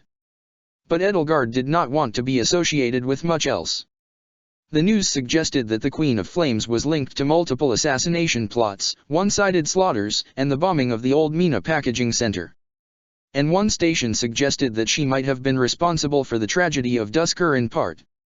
Maybe I am, she dimly thought. And though she did not want to admit it, somewhere deep down Edelgard was disappointed that they didn't talk about her takedown of the MX-4 a week or so ago. She was certainly proud of that after all. It wasn't every day that she had the chance to take down a giant mech in an open field. And as the Queen of Flames, she had a reputation to uphold. Should I leak it? Would that solidify her reputation? Edelgard shook any self-gratifying thoughts she had out of her head as the butler in front of her brought her to the entrance of what might have been called a laboratory or machine shop. In reality, she was underneath the massive Heavering mansion, ushered in by their butler quietly through a side entrance and led directly to the lab downstairs. The grand architecture and perfectly tiled floors gave way to a more utilitarian look, as she watched the airlock doors hiss open and closed. No longer did she see the golden frames or the ornate decorations associated with nobility, replaced instead by scattered parts and metalwork tables. Machinery hummed distantly in the background, occasionally groaning as if struggling to keep up. Metal clanged on metal, and Edelgard was reminded of the factory she had raided a few days ago. In the center of the room was a man quietly napping, putting his hands behind his head and resting in his padded chair. His long green hair draped behind him, but it was a darker shade than the girl she had seen in the truck. He wore a white t-shirt that was covered in soot and burns, though she noted the turquoise jacket that was ornately decorated with the Heavering insignia and gold laying on the floor beside him. He was drooling slightly, and he seemed to be in a state of utmost bliss. It would be a shame to interrupt Linhard von Heavering from his afternoon nap. But she had to do it, and so she walked up and snapped her fingers to get his attention. Nothing. She coughed loudly. Ahem. Not even a sound. Now she was starting to get annoyed. Before she went to throw him at the room, she instead mustered her courage and began to breathe in deeply to yell. Wake up, she shouted, with as much force as she could conjure up from her weakened lungs. Nothing. Oh, for the love of Dash. Then Linhard began to stir, groggily rubbing his eyes and trying to shake himself awake. His hair shook with him, green strands going everywhere as he reached for his glasses. And as he put them on and looked at the angry woman in front of him, he nearly leapt out of his chair. Ah. So you're here, he said. His voice was oddly calm for someone who had just been forcibly woken from their nap. I told you that napping was a bad habit, she grumbled. Hello, Linhard. Likewise to you, Edelgard. There was no use hiding her identity to him. She knew exactly who she was from childhood, as their families often shared social circles. Though she wanted absolutely nothing to do with him as a child, something about his malaise really irked her. Now she came to him for one simple reason: he was useful. Very useful. The Heaverings owned one of the largest vehicle manufacturing companies in the system. Linhard, as scion of his family, was set to take over the family business in the event of his parents passing away. But for now they were happy and healthy, so he spent his time tinkering with weapons and vehicles to pass the time. That was the last she heard of the Heavering boy for a while, until one day Bernadetta approached her with a business proposition. I got a free person I know. He can make the gear you want, Bernadetta had said, though she did so in a manner a bit too excited for her liking. What's the catch? She asked. There's always a catch. Well. Imagine her surprise when she was led into the meeting place blindfolded, only to find Linhard von Heavering of all people sitting in a padded chair, absent-mindedly swiveling around as if he were a small child. 1 second of conversation was all she needed to confirm that yes, this was the same genius she had known him to be, but he was also probably lazier than he had ever been. She did not dislike Linhard. Far from it, in fact she found his antics endearing in a begrudging sort of way. It was just that she saw so much potential in him that it really did anger Edelgard sometimes, especially when it came to how he spent his time doing nothing. That was the tragedy of genius. Sometimes the most gifted were often in a position to do absolutely nothing with them. Take a seat, please, gesturing to a wooden stool he had set aside. She rolled his eyes as his callous display of manners, considering his chair was quite ornately decorated in comparison to her simple wooden stool. Still, she wasn't exactly nobility anymore, so she had little moral high ground to lecture Linhard about his poor etiquette. "Let's cut to the chase then," she said, pulling up her holodeck on her right wrist and setting it to display a holographic image of her gear. "I'm going to need a new set of heavy armor." "Ah, for spelunking of course," he said. "Yes. I hear the caves in Abyss are quite steep." "Of course." He looked over at his display, and then back at her own, and then balked. "My poor armor," Linhard pointed to the gaping hole in the sternum, the shattered hollow shield, and all sorts of miscellaneous gear destroyed during her excursion to Conan Tower. It was a massacre. Almost every piece of gear had been damaged in some way, other than her holoques, which somehow remained unscathed. It was a small fortune in weapons that had gone up in smoke, which would have given Edelgard a heart attack if she did not have her old family fortune to use. Yeah, well, I suppose it's worse for the person wearing it than the person who made it. Good point. He grabbed a napkin and a pencil and started sketching some basic designs out, which she did not follow until the final shape of the chest plate started to take form. From that, he then pulled up a few schematics on his holographic screen and swiveled it around with a flick of his hand to face toward her. Edelgard looked over the documents to find a detailed schematic of a prototype armor, covered in red letters with clearance, purple. Through the ink she could look at the design of the armor, which was slightly less armored than her previous one.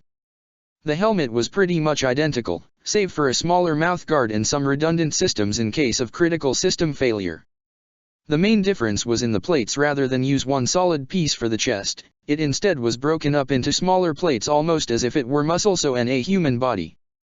Underneath was the same bodysuit she used, except now sewn inside were discs able to stop any projectile or blade within reason all along the linings.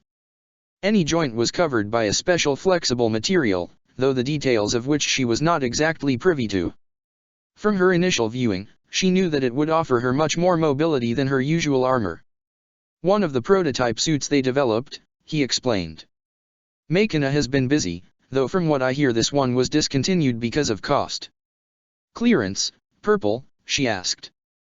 "No clue what you're talking about," said Linhard, and if he wasn't Linhard she might have actually believed him. He pinched his fingers together to zoom in on the details. "Carbon fiber agarthium alloy," Linhard said. "The plates are more resistant and about the same weight as what you had on your armor. They're less likely to shatter and more likely to deform instead, resulting in additional protection.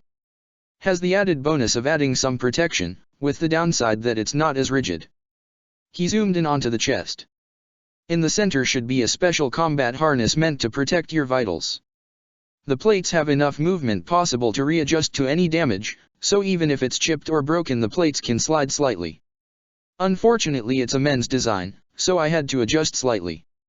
Linhard shrugged sheepishly, and all Edelgard could do was roll her eyes. "The joints are the standard actuated joints with a TrueWeave Kevlar titanium hybrid. There's some non-Euclidean fluid in there for armor lock purposes, so you should be able to try that if you're jumping off skyscrapers. You're not, right?" Her silence was quite telling.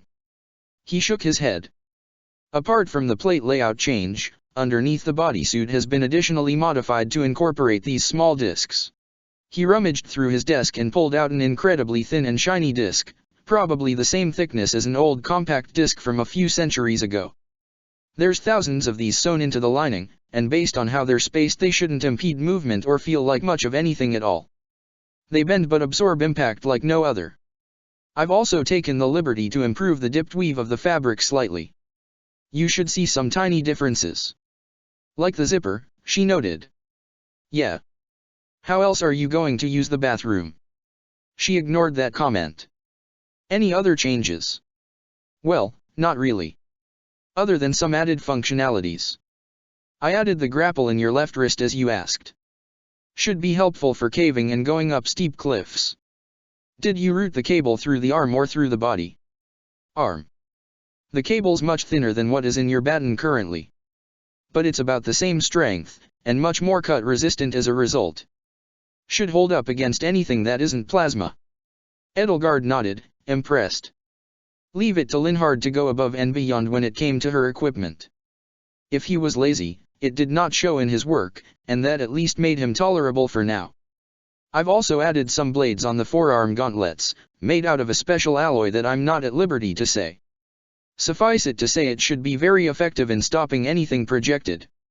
Oh, and the Hala shield will be fixed. That I can assure you.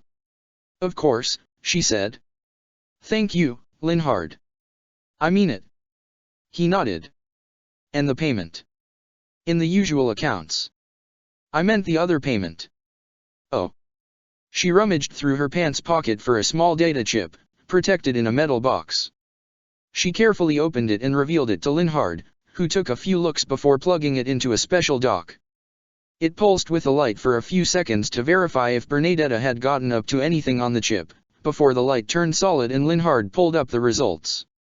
Inside, Edelgard explained, is the combat data for the MX-4 that someone fought, along with the footage. You were right, she said. The experimental mech program is going faster than any of us could have anticipated. Taking a glance at the footage of the Queen of Flames fighting off a mech. I suppose they've found a way to circumvent the strong AI decree. Yeah. Most likely they're training it manually through simulations, without incorporating a neural network at all. Bernadetta says it's probably more decision tree based. I see, putting his head on his chin and poring over the data. A grin started to form on his face, which looked a bit odd on Linhard, but she kept her mouth shut. Well, this will be exciting, won't it? I'm happy to see what the magistrate has been up to lately. Giant robots, huh? They have their charm, she said dryly. I don't think the Queen of Flames likes them very much. Interesting, interesting. Well, I think that more than suffices for payment. Pleasure doing business with you, Miss Edelgard. Likewise. She got up to leave, but turned around as if remembering something important. What is it? Linhard asked. The hover bike. Don't tell me you trashed it. No, I didn't. Thanks for letting me test drive the new model. I'll take it. He nodded. Sure. Anything else you want with it? Hidden weapons, an afterburner, concert-level sound systems. I'll take whatever you got, Edelgard said. Just one thing. She smiled. Does it come in red? After a long hour soaking in her bath, that she drew herself, because she no longer had any servants other than her robotic personal assistant, Edelgard sat at her desk and prepared herself for a long night of work. Though the Black Eagles were not so much a company as it was a loose assortment of headstrong individuals, there was a lot of work to be done. Or more accurately, documentation that she dreaded reading through. There was the report of the battle that Casper and Flesh had drawn up, the indictment for Akiran, reconnaissance reports from her small but loyal intelligence network, and even still some leftover information from their lab raid last week. It was a testament to her own paranoia that she wore her privacy mask even in her own home. The projector mounted on her left temple barely even registered in her mind, and to her it was an integral part of protecting who she was as the Queen of Flames. For any set of prying eyes, all that was visible was a vaguely woman-shaped face covered in darkness. And though her security was top-notch, one could never be too careful in her line of work. She put on her mother's reading glasses and carefully pored over each one, taking a highlighter to mark down any important information and commit it to memory. Of course, any paper document she had was automatically scanned into her holo projector, and for ease of access she could simply search for what she had highlighted. But Edelgard was a bit of an old-fashioned curmudgeon at heart, and so she preferred holding paper in her hands and looking through slowly. Somewhere in front of her, the translated text of Ceros sat, stacks of printed paper lying innocuous as if it wasn't a crime punishable by death. To pour too much into the ancient past was inviting attention, and she already was inviting quite a lot due to her night job. Though she wanted to get to the bottom of the mystery regarding her missing memories and Project Cethlean, for now it would have to wait. Edelgard had more pressing matters at hand, that being the fact that she had essentially declared a one-sided war against the God Emperor. Her eyes schemed over the mission report, before noting the end result. Prisoners, one Governor Akiran, neatly tied up and cooperative. Left on the steps of the court with a red bow and a thank you card. Numerous injuries among the Black Eagles.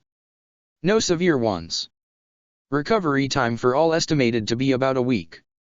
Recovered information, an encrypted hard drive. Some documents about heaven. Stolen loot, jewelry estimated to be worth around 1 million credits. The expression on Akiran's face, priceless. Edelgard rubbed her eyes. It had gone quite well, and if the Ashen Demon had not interfered it probably would have gone much more smoothly. And it pained her greatly to admit that if they had interfered any more than they already did, the injuries might have turned into casualties for her team. But overall, she had written the mission off as an overwhelming success. That was just one dossier. She put it aside and grabbed the next one. It was a postcard, marked from an unknown sender and left at a drop point she used for transactions. "Wish you were here in Almira," she read out loud. The front of a card was quite old, and her mind ran through the possibilities. And then it hit her: Almira didn't look like that anymore. What was pictured on the card was a desert oasis in the middle of a beautiful landscape, and now it was just simply glass and death. The card must have been old. Only one person was sentimental to keep a card for so long. On the back were some hastily scribbled notes, though the handwriting was quite nice. "You owe me one. Congratulations on the big reveal. See." Edelgard scoffed and threw the card in the trash. Claude did not know how to treat a lady, and this was living proof of it. The next document was a bar invoice. Normally it was just charged to her card, but the telltale insignia of Leclerc's told her that it was a message from Yuri. She flipped it over. Blank. Edelgard then reached her desk and found a specially polarized flashlight, meant to reveal messages that were meant to be hidden. It was a bit amateur and low-tech, but it was enough to keep anybody who wasn't paying attention out of the loop. Flames. "Nice presentation you got. I liked the little cape flourish. Was something I would do. Here's a little gift for you. XOXO, your favorite bartender. P.S. Balthus says he wants to fight you. Bring gloves next time." She wasn't sure what the gift was, considering there was nothing attached. Then she realized the invoice was the gift, summing up to about 1,000 credits worth of drinks. Of course. That was Yuri's idea of a little joke. Going back to the pile, something caught her eye. Rather than a traditional piece of letter-sized paper, she noticed a small note on an index card sticking out of the pile. She grabbed it to take a closer look, noting that it had a bit of blood on it. Luckily she was wearing gloves, so she didn't really mind other than the fact that it was a bit disgusting. "Queen of Flames. Please accept my humblest apologies. I wasn't sure how to contact you. You're the only one that can help our leader. Please contact me here. The lives of our people hang in the balance." There was no endnote, just an encoded hash that she would have to decipher in order to contact her mysterious sender. She shot Bernadetta a quick text asking for help accessing it, which was greeted with a quick reply and a call link. Whether she knew it or not, the little Varley was the backbone of her entire operation. Without her knowledge of the net and her ingenuity, Edelgard would have been dead many times over, and the Black Eagles would have never been out together. It was a shame that she was so meek, but she supposed that little by little she was coming out of her shell in her own way. Like a butterfly in a chrysalis, it was only a matter of time before she opened her wings. Making sure her mask was on, she tapped the call button on her hollow screen. A video feed flashed to life, and she found herself staring into the eyes of a Duscurite. She wasn't one to judge off appearances, but it was helpful in the business to get a rough sense of what he was dealing with. His face was scarred, and his eyes were weary with exhaustion. Or more accurately, his one good eye had bags under it, the other was milky and a large scar ran through it from his forehead all the way to his nose. His complexion was dark, which was atypical of the Duscur people, and he seemed to be in some sort of bar with a drink in hand. Aside from that, she could not ascertain his intentions outside of his expression, which said it all. The man's eyes practically popped out of their sockets. "Is it really you? The Queen of Flames?" "Perhaps." She put her hands onto the desk, folding them together in a neat manner to give herself a more official look. "Otherwise, you wouldn't have gone through all that trouble to contact me, would you?" "No. Were all men of Duskur so blunt? She could get used to it. She didn't like the flowery prose the nobles used, or the slang of the lower class which often irritated her when she wasn't keeping track of current trends. And as far as she knew, their people were straightforward and honest when it came to their manner of speech. It was something she could get behind. "I'll cut to the chase," Edelgard said. "Why are you here?" "Because," the man said, leaning into the camera. "I need help. Our leader needs help. And you are the only one who can do it." "Okay. Tell me what's going on." The man took a deep breath, before diving into his story. "I am Tahir, son of Rahul and Alexandra. As you must know, our people were destroyed in the tragedy of Duskur." Just the mere mention of the event that had taken everything from her brought back memories, threatening to overwhelm her. But she bit her lip and let him carry on. "Our homes, our traditions, our ways of life were gone in an instant. Wiped out in one fell swoop, scattered to the ashes. Our people, too, were scattered. Some of us ended up in Newfoundland, like me. And to this day, we fight for the honor of our people, because a man of Duskur never backs down from a fight." Tahir leaned closer into the camera. "Our leader was the bravest and strongest of us all. When we were cornered by the magistrate, he bought us time to escape with our lives. He saved many men and family that day, and once all was said and done we thought him to be dead. Until today." He pointed the camera to a screen behind him, displaying a headline about the leader of the Duskur renegades being publicly executed tomorrow. "Now we know that he is alive. And yet, not for very long. My men are injured and weary. We have few left in our cause, and little by little we pass on to the other world. But even if it means the end of our people, it is our duty to help save our leader. Our honor as Duskurites depends on it." She nodded in understanding. "And that is why you want my help. The Black Eagles are impressive. But it is not the banner of a bird that men can rally behind, but rather it is you." She was a bit taken aback by that statement. "You are the Queen of Flames, the one who can make miracles happen. I saw how you took down that mech, and I know what they speak of when they refer to the helicopter incident." Her head throbbed recalling that nightmare of a day, but she brushed that aside for now. "If anyone can do it, it is you." He paused. "No. That is not quite right. The only one who can do it is you." "What's in it for me?" she asked. He shrugged. "Gold, credits. Anything our people can scrounge together will be yours. I will pledge myself into your service if it is necessary. I simply plead that you save our leader." So his offer seemed to be genuine. In reality, she had no use for anything of material value. And although she had no doubt that this man was a seasoned warrior, she would rather have him serve her out of his own volition than out of a sense of repaying a debt.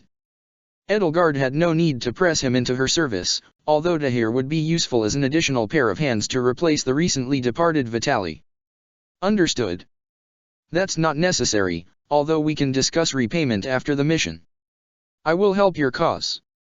"Oh, thank the gods," Tahir said, muttering a prayer in Duskur under his breath. "May they bless you with all the fortune and prosperity that you deserve." "I have no need for blessings," Edelgard said, a bit too hastily. "Although, I appreciate the sentiment." He nodded. "I am forever indebted to you. Shall we set up a rendezvous tomorrow? He is scheduled to be executed tomorrow at sundown. We must make haste if we are to save him, so perhaps in the morning. I will mark a location in Abyss and send it to you." "Very well. I would like to meet this leader that you are so fond of." "Without him," Tahir admitted, "our ways of life would have been gone. He is adamant in preserving our ways, despite not having lived in Duskur half our life. He is strong, steadfast in his convictions, and kind. Those are the ideal qualities in our leader. He will lead Duskur back to the light. That is who he is. And his name? Didumalinaro." Chapter 19, The Tragedy of Duskur. Edelgard took one gasp of air and she found that everything was burning. Her lungs filled with something that was not decidedly air. It was the kind of acrid fumes that came only from a disaster, metal and smoke mixing together to form something truly disgusting. Involuntarily she coughed, and found that the simple act of doing so pained her greatly. Blood spattered the ground in front of her. Where was she? Her mind barely registered where she was or what had happened. There was a solid chunk of metal jutting out from where her left thigh was, though it was not embedded deeply and thus blood merely trickled from underneath her dress. Aside from that, she felt something wet on her forehead. She was not sure what it meant. It took every ounce of strength to keep her eyes open.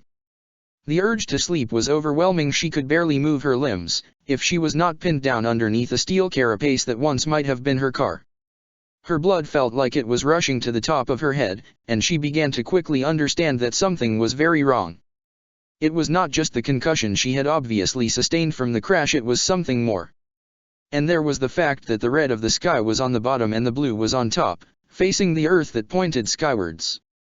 Shouldn't it be the other way around? And then she realized she was upside down. Edelgard quickly fumbled for her seat belt, her fingers shaking all the way. It took several agonizing seconds, but she managed to reach into the button and push herself free, only to tumble to what was the car roof. The airbags had deployed and very well might have saved her life, but the damage was still done. She looked to her side. Dimma. She reached upwards and grabbed her little brother, his eyes lolling into the back of his head. Blood dripped from a gash on his forehead, but other than that he did not seem to be seriously injured. Still, he had been knocked unconscious, so she did her best to try to unfasten his seat belt and hold him close. Her little brother moaned weakly, still delirious from the impact. In front of them, the driver was motionless. She wondered why that was so, until she craned her head for a closer look and saw a 6-inch piece of metal going straight through his skull. She had studied enough biology to know that was invariably fatal, as she heard the sound of his blood hitting the metal of the car roof. Drip, drip. Drip, drip. She could not move her legs, but suddenly a pair of hands grabbed her, wrenching the car door open. She tried her best to kick and scream in defiance, but nothing came out other than a whimper. Before she could do her best to claw out the eyes of her assailant, she felt a reassuring hand on her shoulder. Edelgard stared up into the eyes of Didi Molinaro. He was a little older than she was, around the same age as Hubert. He towered over her, made of pure muscle and determination from his long days of training.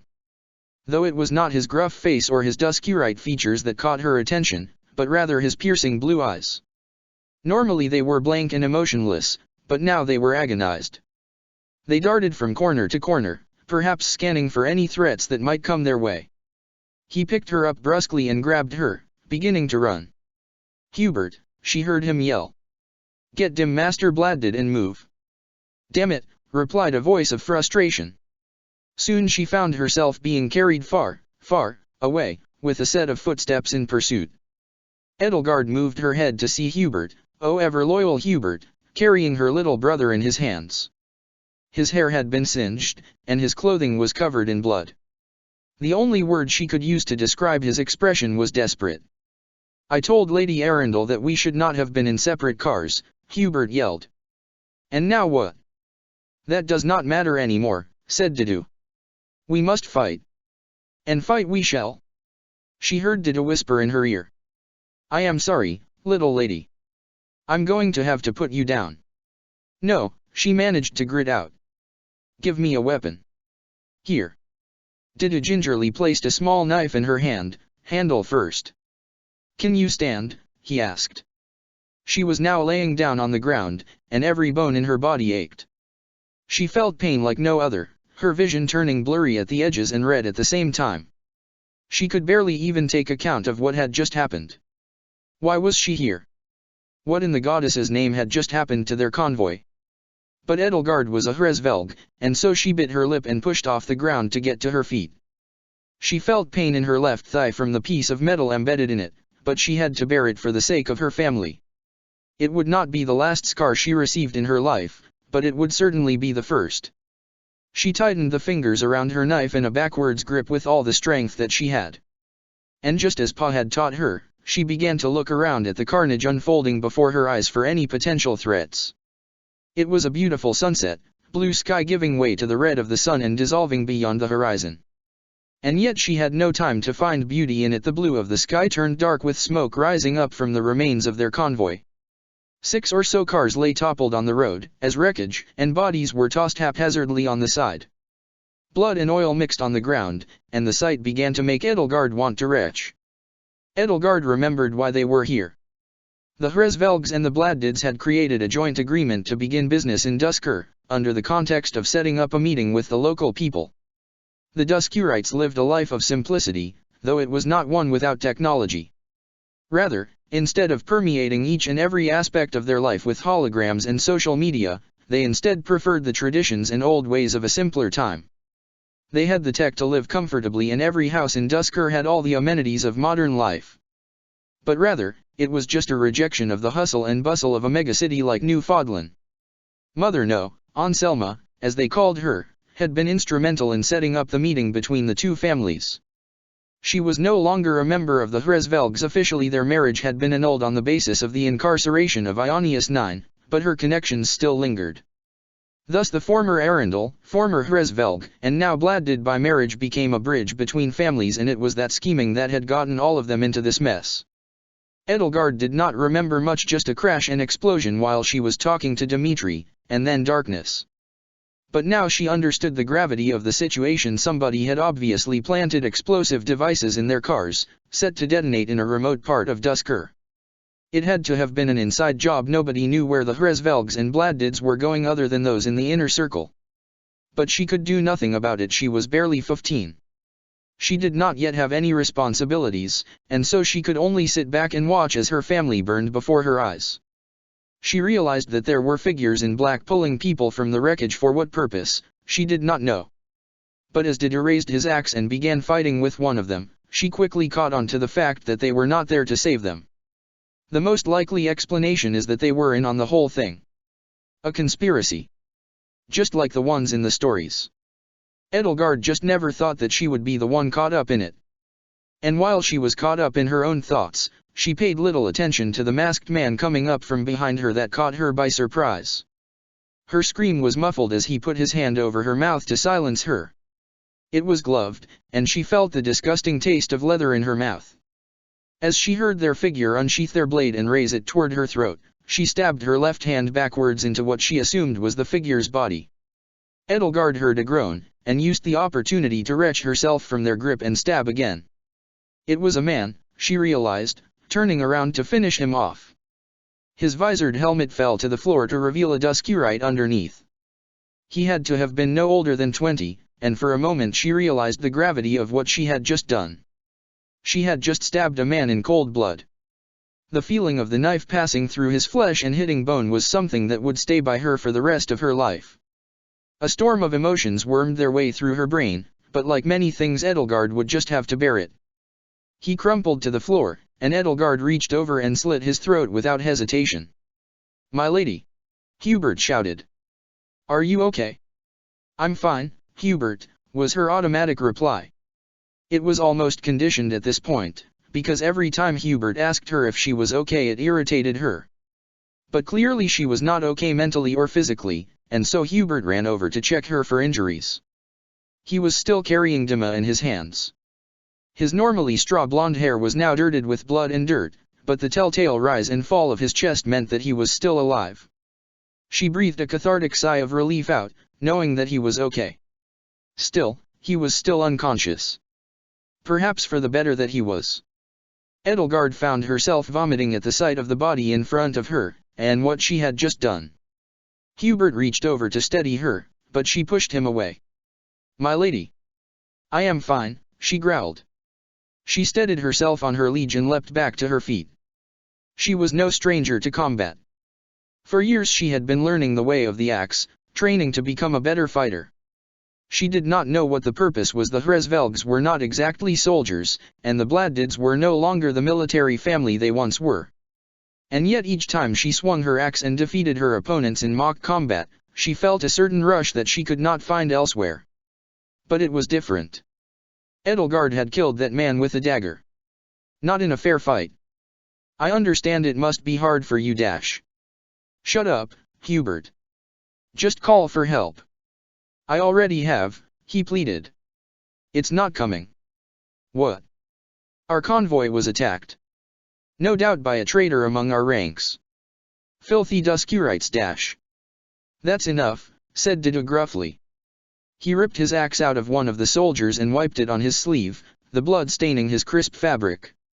"We do not know why we were attacked. And why is that so?" spat Hubert. "Perhaps you were involved somehow. Do not try me," intoned Dido. "Stop," sputtered Dima. She turned to look at her little brother, coughing in the arms of Hubert. "No more fighting," he pleaded. "Make it stop." The two looked at each other, and then at Dmitri. They must have come to a silent agreement, because they nodded in unison. She could not read their expressions, but she, too, was tired of their arguing. They had always argued. Always. Hubert had been her retainer for years. The Vestras served the Hresvelgs as they had done for hundreds of years, though in the recent century it had become less of a master-servant relationship and more of a partnership. She had been 9 when Hubert was assigned to her, and just his sheer presence irritated her. He had been trained to care for her every need and make her desires happen, and that was the last thing she needed in her life. "Hubert frustrates you, doesn't he?" her mother had asked. "Yes. He's only looking out for you." "I don't need him," Edelgard pouted. "I can do things myself." "And maybe that's true right now," her mother said. "But there will come a day where you are in need of help, and that is why Hubert is there. To fight the wars you cannot, to do the things that you are not willing to do, to save your life even if you do not want to be saved. I do not ask that you treat him as a servant, the Vestras are above that. Rather, treat him as a friend. And you shouldn't feel bad about asking a friend to help you out. A friend that takes orders. Aren't orders just formal requests?" She smiled. "You're asking a favor of a friend. Isn't that what Hubert's here for? I suppose." Now she could barely even imagine a life without Hubert to bounce ideas off of, to watch movies with, and to simply talk to when her little brother was too exhausting. Dmitri was too young to have any conversation of substance with, and his retainer was often too stoic for any real conversation to occur. It was nice having someone else in the house to watch over her. Which is why she found his relationship with Dido quite interesting. Dido was a bit of an enigma.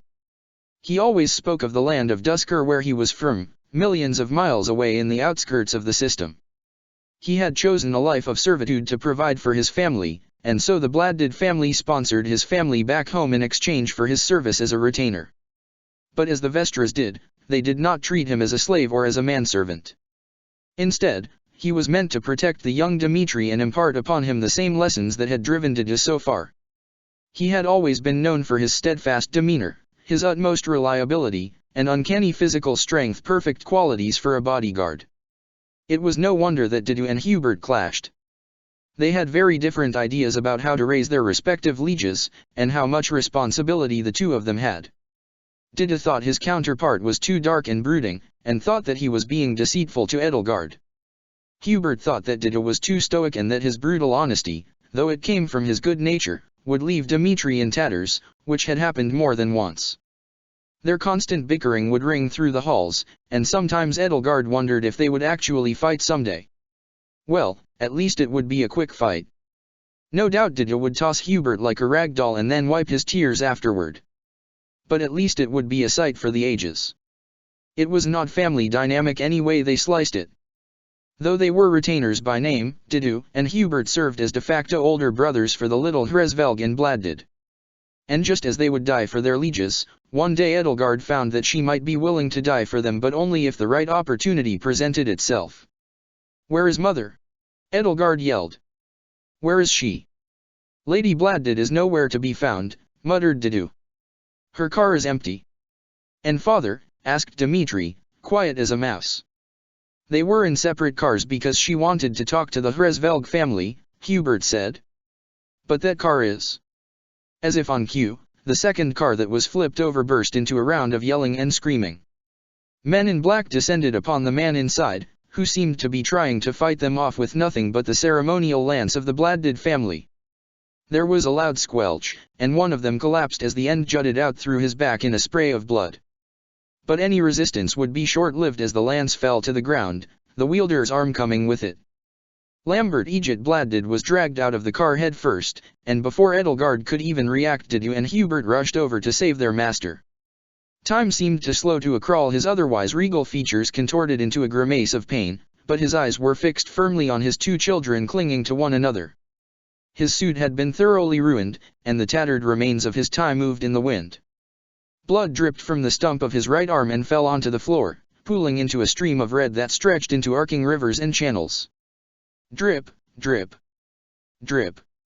Dmitri started to cry, and as much as Edelgard wanted to rush over and save her father herself, she put one hand on his head and began to gently ruffle his hair. She wanted to hold him close forever, but there was no time for that. His cries echoed across the battlefield, mixing in with the din of the dying and the screams of those about to die. "It's okay, Dmitri. Father's going to be okay. Everything's going to be all right." She patted his head, and his cries quieted down. She knew that was a lie. Edelgard could not hold it any longer, and so she patted her brother once more and told him to sit tight. His words asking for her to stay fell on deaf ears, and so she rushed into the fray to support Hubert and Didu. Her retainer, clad in dark, was a shadow that danced across the battlefield. He, too, had a knife, but unlike her brutal movements he was quick and efficient. It was the dance of a killer as he had been trained in the ways of assassination early on in his life by his father, the head of the Vestras.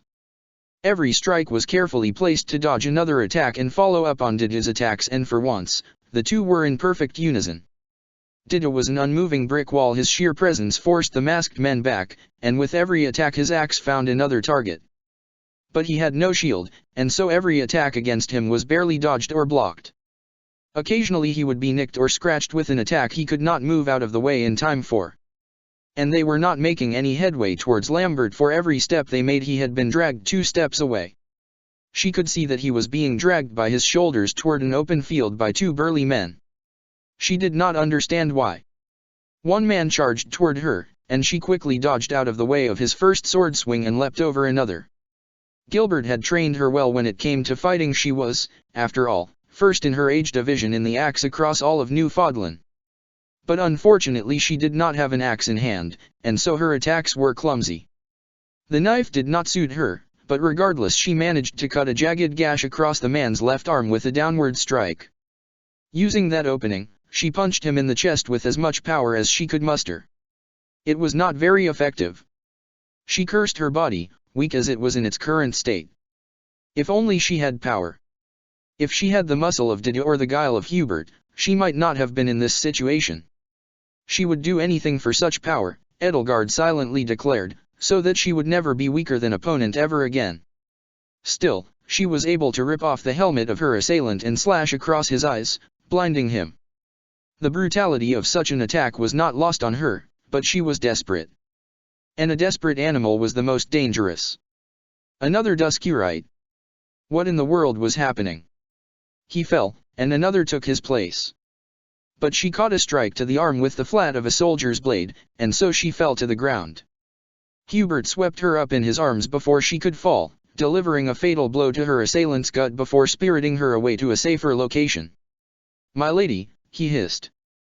"You should not be dirtying your hands for our sake. You are not ready." "I am ready," she said behind gritted teeth. "If I am not ready, we may all perish here." "Run," he said. "Take your brother and run as far from here as possible." "What?" she whispered. Dima was standing a few feet away from them, eyes wide in horror. He was unmoving, stiff as a statue, and for a second Edelgard wondered if he was even awake. "You must get out of here. Molinaro and I will fight to our last." "Over my dead body," said Edelgard. "I am staying, and that's an order. We must get Dmitri out of here, though." He shook his head. "Stubborn as ever, but you must know, Edelgard, I dash." Just then, she felt something hit her neck, a piercing sensation, almost as if she had been poked with something sharp. Then she felt herself getting woozy, and she leaned over to Hubert to steady herself. But to her horror, she found that a hypodermic needle had embedded itself into his neck, and he collapsed nearly instantly. He fell to the ground, taking Edelgard with him. But she could still see, though with every second her eyelids grew heavier and heavier. "Dima," she tried to shout, but she soon found that her brother was already being collected by 2 men in black with a dart sticking out of his neck. Nothing came out, a side effect of being drugged, Probably. She was stuck where she was, a prisoner in her own body. And she could not even do so much as scream. Her eyes flickered back to the fight just to catch Dida roaring in anger, as he slammed his axe down onto a man in black. But another caught him from surprise from behind, and Dida was too busy attacking to defend himself. She watched in horror as the man drove the point of his electric spear through his light armor and into his back. The spear exited out the other end through his stomach, sprinkling blood all over the grass and causing Dida to fall to his knees. But with one final rush of adrenaline, he ripped the spear out of his stomach and drove it between his attacker's eyes, before falling down with the rest of the bodies before him. She could not scream. She could not cry out his name. The only thing that she felt as the world went numb was a single tear falling down his face. Didu, she had never truly told him how much she had relied on him. He deserved to marry and live a long life with children and grandchildren, all clustered around him asking about his time with Fodlani nobility. But now he would meet his end in an otherwise unremarkable meadow of Dusker, cut down by his own countrymen. Only a few feet away, Lambert Egypt Bladdid was forced into a kneeling position. And his face was one of pure agony, his other arm still clutching his stump. It was a sight that horrified her to her very core. His eyes were still transfixed on his children, as two men held him down and a third raised his sword. No. No. This wasn't real. It couldn't be. That was her real father. Not the husk of a man rotting in prison that might have been her biological father, but the one that had treated her with kindness and patience despite not being of his own flesh and blood. That was the man who nurtured her talent for fighting and allowed her to pursue her dreams. That was the man who had given her mother a reason to live. She would never see him again.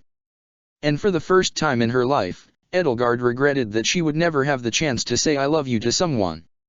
He locked eyes with her.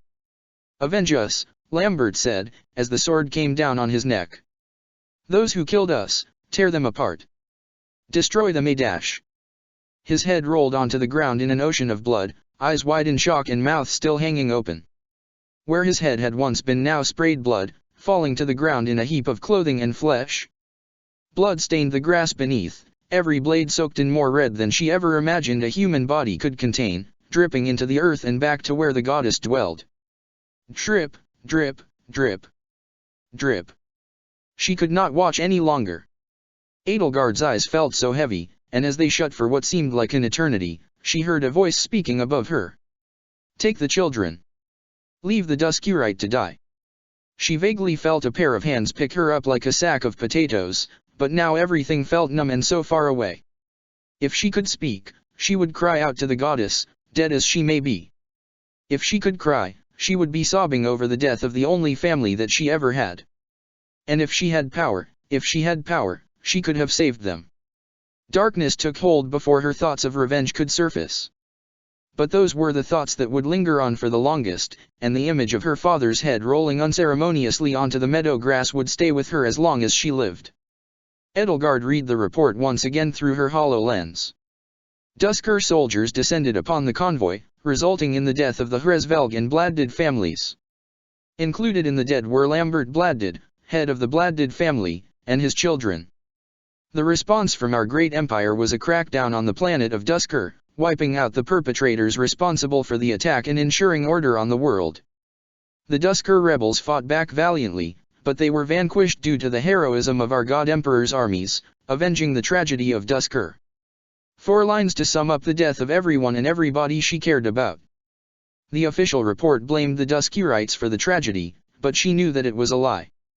They had no reason to attack a convoy full of women and children. After all, they had barely even been on the planet before being attacked.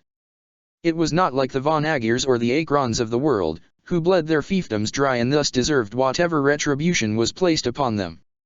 The Duskirites were more than welcoming, knowing that they were not being ruled but rather bonded in a mutual partnership of business. Their grand welcome and show of hospitality did not reflect the brutality of the attack. Even to an outside observer, it was clear what had happened.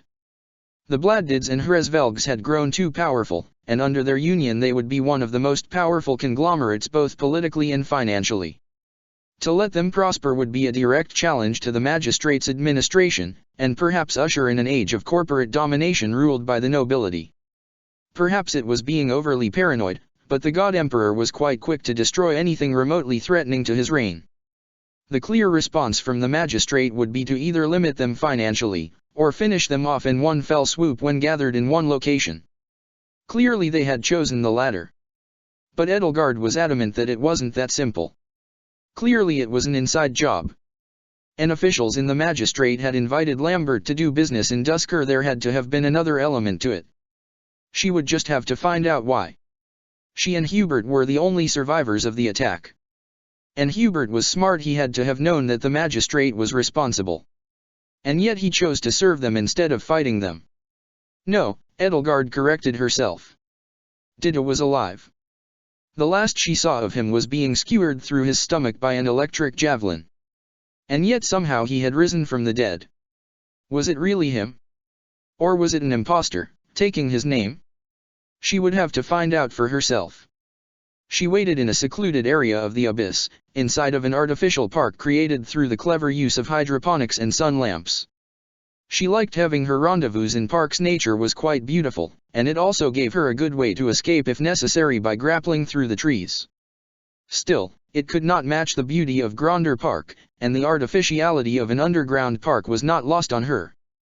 But as long as she could smell the grass and feel what amounted to sun on her neck, it was all right in her books. Her contact was approaching Tahir, she supposed. He stuck out like a sore thumb in the abyss with his heavy armor and the scars on his face, a warrior's writ etched in every valley and groove. A Duskurite was not an oddity in abyss, but they were also not exactly uncommon. So for him to make such a bold statement walking through the streets signified that either he was incredibly foolhardy, or that he no longer cared for his own well-being anymore. Queen of Flames, he hailed, raising his hand. It is an honor. She walked forward and reached to shake his hand. A pleasure to meet you. It was a firm handshake, though she made sure to squeeze hard to judge his reaction and reassure him that this was indeed the Queen of Flames. It did good in the business to uphold a reputation.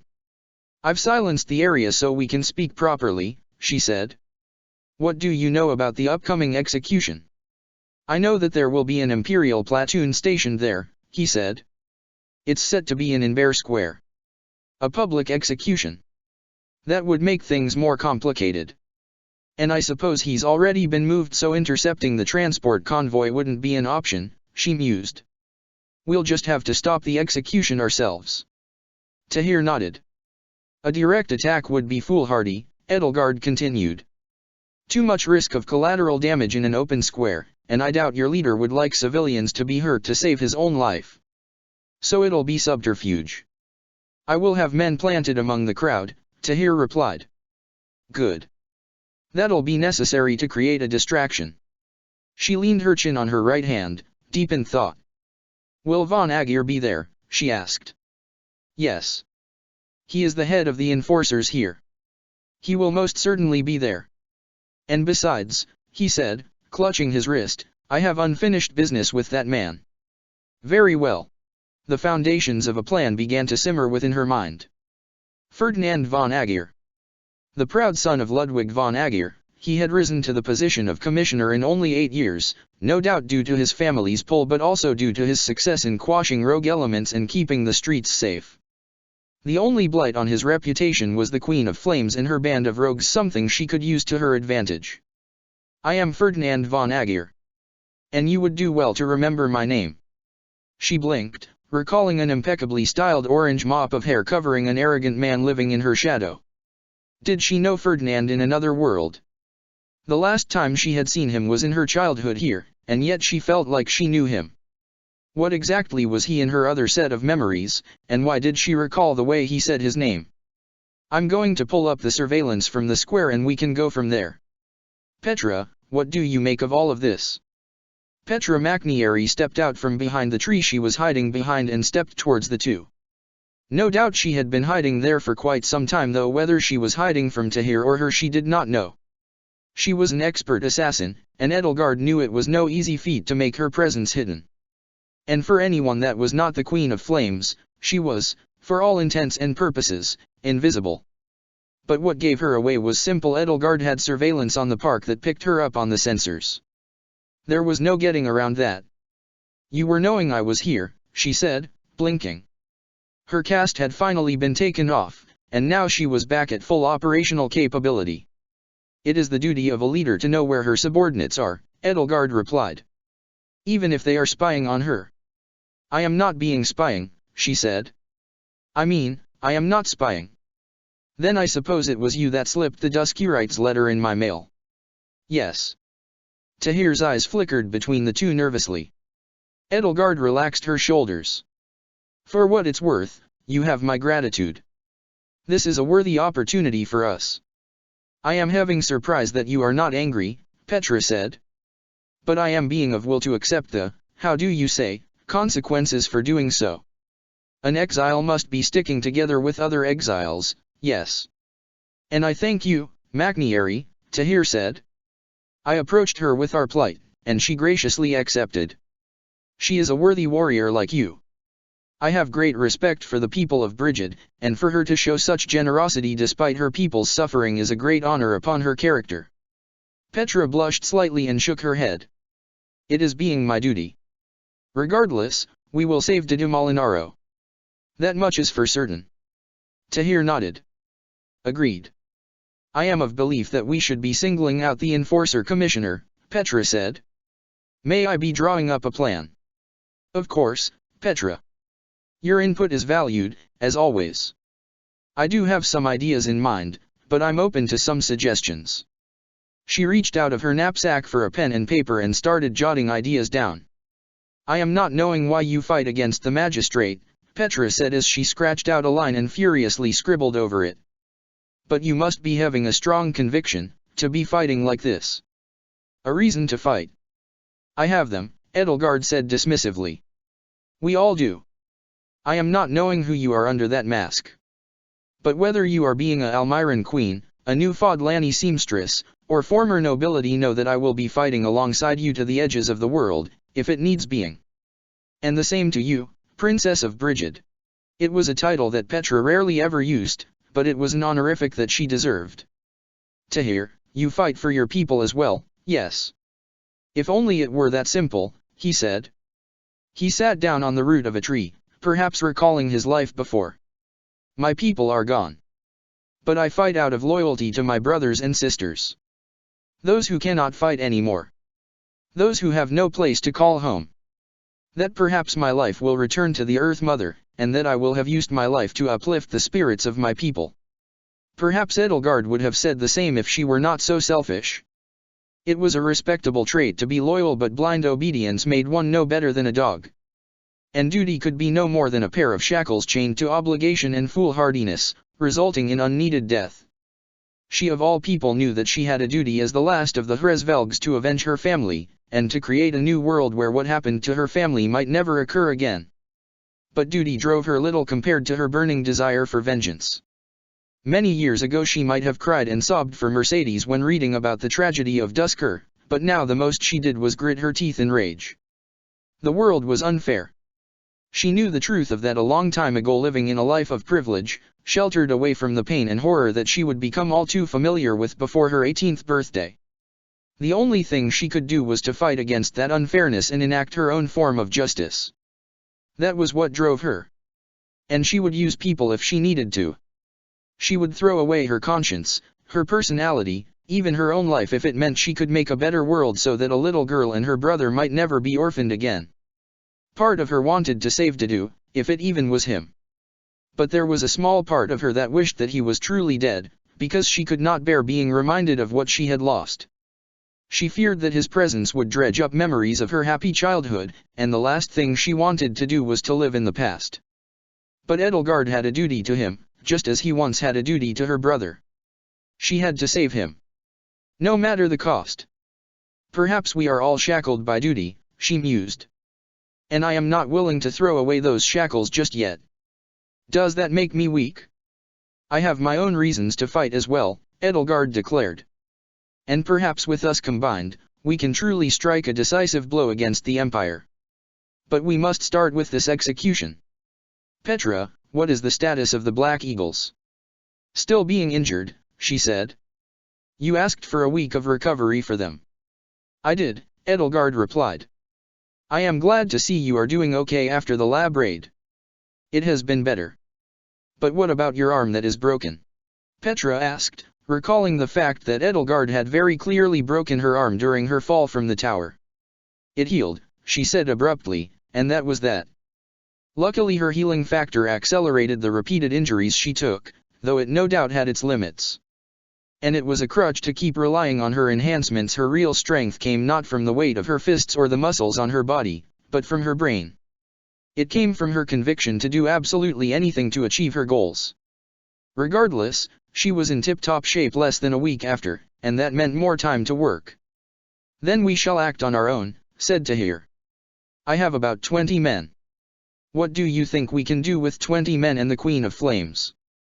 You'd be surprised, Edelgard said to the two in front of her. Here's part of my plan, she said, pulling it up on her holodeck and sliding next to Petra. You might not like it, Petra, but it involves an enforcer uniform and some fast legs.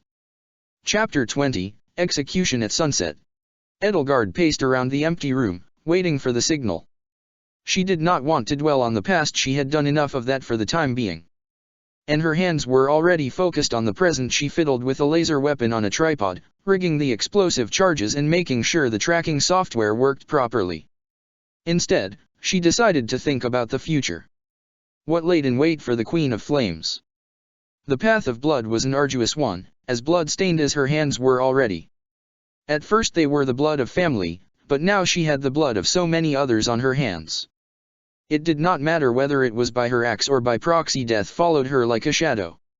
Edelgard dimly wondered how many would have to die to achieve her dreams. And what were her dreams, exactly? She was now uncertain. At first, it was the burning desire for revenge, a simmering underneath her skin that made her blood boil. Throughout the years that had remained a constant in her life, it was what drove her to become the Queen of Flames in the first place. But now she had connections, bonds with people that she could not break, or more accurately did not want to break. Perhaps her dream was to make a better world. She did not know where her place would be in said better world. More likely than not she would be dead before she ever saw her dreams come to fruition. But if she died knowing that her plans remained in motion and that her Black Eagles were carrying on the fight, then perhaps she would be satisfied. She then could finally rest and see Dima and Mother and Pa and all those that had left her alone.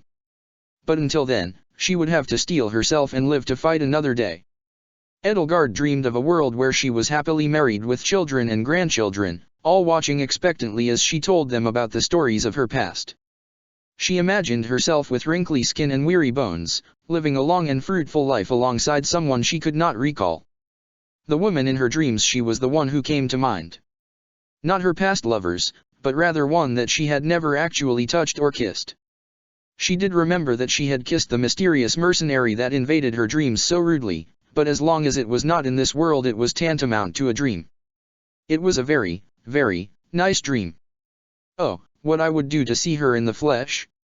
Yet it bothered her that she had feelings for someone she felt she knew intimately, when in reality she did not even know her name. Outside, the sun set on Inver Square. Fiery shades of crimson and orange lit up the horizon, as the day passed to night and brought with it all the horrors of the darkness. Little by little the golden glow inched past the earth and descended, illuminating the world until it too would give way to the clutches of shadow. Every brick and piece of glass shone with a beautiful amber light, in a way that she had rarely ever seen before. It was a beautiful sunset any way she sliced it. In a normal world, she would be outside taking pictures and posting it on social media with her friends. But unfortunately, Edelgard had thrown away what she considered normal a long time ago. The sunset also signified her transition from Edelgard Eisner to the Queen of Flames. She felt the physical aspect of it, hearing her helmet click into place as the servos whirred, and slipping into her bodysuit in one fluid motion. But it was also a shift in mentality. No longer did she have the ditzy and vapid thoughts of a socialite deeply entrenched in high society. She now had no room for meaningless thoughts. She was a woman of focus and drive. Every task she performed had to be toward her goal, and every moment spent ruminating on days long gone by was time spent away from the mission. She traded one mask for another, the mask of an empty shell of a human for the mask of a demon. Only time would tell what would happen when the mask shattered. Of course, her contingencies were in place, but she did not wish to be found out just yet. Outside, a crowd was gathering among the cobblestones of the square. They were a mix of the working class and the social elite talking among themselves, looking on their phones, and waiting for the spectacle. She personally had never gone to a public execution. The whole thing seemed too macabre for her tastes. Few relished in the death itself, it was the spectacle associated with it that drew people. But perhaps it was the sheer novelty of seeing a stranger die before them that made people gather in droves. Disgusting, she thought. The whole thing was a sham orchestrated by the magistrate to keep the common people in line. The threat of a public execution was quite real if you were caught fighting against them, and so those who were dissatisfied usually kept quiet. Though it was either that, or quietly disappearing only to be left in an unmarked grave once the magistrate extracted every bit of useful information out of the perpetrators. Edelgard was not sure which was worse. Heretic, the man spat. For your crimes against the goddess you will burn in the flames of Alel. If every man or woman who does not submit to the Church's mercy is a heretic, then perhaps they are being overzealous. She of course was dressed in her armor as Emperor, crimson and gold gleaming in the sunset, though oftentimes she found it a bit uncomfortable. It is not the will of the goddess that I do not agree with, but rather the will of the so-called Archbishop Rhea. Lady Rhea speaks for the goddess and the teaching of Syros. She will wipe away you and your accursed bloodline in a sea of blood. The man did his best to spit at her, but no more than a few specks of blood came out. Bound as tightly as he was, with restraints on his hands and feet, he knelt in the center of Inver Square, only a few hundred feet away from the imperial palace. The wooden platform her workers had hastily erected creaked under his frantic movements, desperately searching for a way to escape. But in his current state, bloodied and starved as he was, there was no doubt that he could do nothing. She was not dim to the fact that a crowd had gathered. They were men and women of all shapes and sizes, from all walks of life. A nobleman clad in the finest silks Almira had to offer stood next to a beggar, all staring at the scene with intent. They had come to witness the execution of a man who had stood against the empire behind closed doors and shrouded in shadow, a gamble that he had lost. Baron Ansel, Emperor Edelgard announced. You are here today because the Adrestian Empire has sentenced you to death. Do not forget that. By decree of our Emperor Edelgard, any man committing treason in a time of war will be put to death, shouted Marquis Vestra, in as loud of a voice as he could muster. Baron Eberhard von Ansel. You are charged with sedition, aiding the enemy, and espionage, all tantamount to treason. What say you to these crimes? Guilty, the former baron screamed. And I would do it all over again if I could. Interesting, she thought. At least he had the integrity to not plead for his life like the worm that he was. Perhaps she might have offered him a lifetime in exile if he had done so, missing a hand or two, of course, but the thought of offering mercy entertained her nonetheless. Then he is to be put to death. Your Highness, Hubert von Vestra said. Shall I do the honors? That will not be needed, Marquis Vestra. She waved a hand dismissively at his offer. I will do the honors myself. There were murmurs and collective gasps among the crowd. Certainly they were here to see the execution of a nobleman, but they were certainly not expecting the emperor to take the reins herself. It was to be her first execution, well, not the first one in her life, but the first execution by her own two hands. She had agreed to this beforehand, however unnecessary as it might have been. The dramatization was needed to cement her place as rightful emperor of the Adrestian Empire. After all, if she did not have the conviction to do so, could she really wear the crown of the Hresvelgs? It did good in her heart to know that Baron Ansel was not a good man. He dealt in blood and bodies, and it was war where he made his profits off of.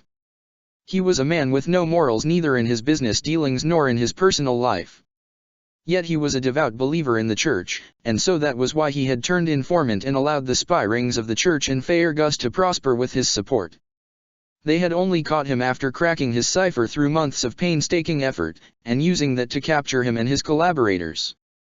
They were dealt with quite quickly, but Edelgard resolved to make his execution public. She did not say this out loud, but he was exactly the kind of noble that she hated deeply. They were there due to the prestige of their family, acting to their heart's whim as if the whole world bowed to them. He had no thoughts of the ramifications of his actions, and so he sent information about imperial troop movements and locations of important figures. Hubert had been set back months by his actions alone, and no doubt Baron Ansel's collaboration had led to the deaths of many good men and women. Still, it would not do to make him a martyr. Therefore the execution had to be quick. By decree of the Adrestian Emperor Edelgard von Hresvelg, she said, you are hereby sentenced to death. Any last words? For Lady Rhea, he croaked. And to the one true King Dmitri. Empty words for a dead man, she muttered under her breath. She motioned to Hubert, who produced her axe aimed out of a carefully designed protective case. Edelgard grabbed it, feeling the weight of it in both hands. It was terribly unbalanced for anybody but her, but in her case she could leverage the strength of the crest of flames to make use of it. As she held onto it with two hands, the stone in the center began to glow with an eerie crimson light, arcing up the spine that consisted of the axe blade and all the way to the end of the axe head. For those who had never seen a relic weapon up close, it was tantamount to proof of her godhood. It was a shame that it was not really a true hero's relic, just another tool created by those who slither in the dark for use on her military campaign. But it would do nonetheless. Edelgard held the axe in both hands, and positioned herself so that the strike would fall right between the man's body and his head. It was to be a clean cut, anything else would be more brutal than anything. His eyes went to the blade and widened.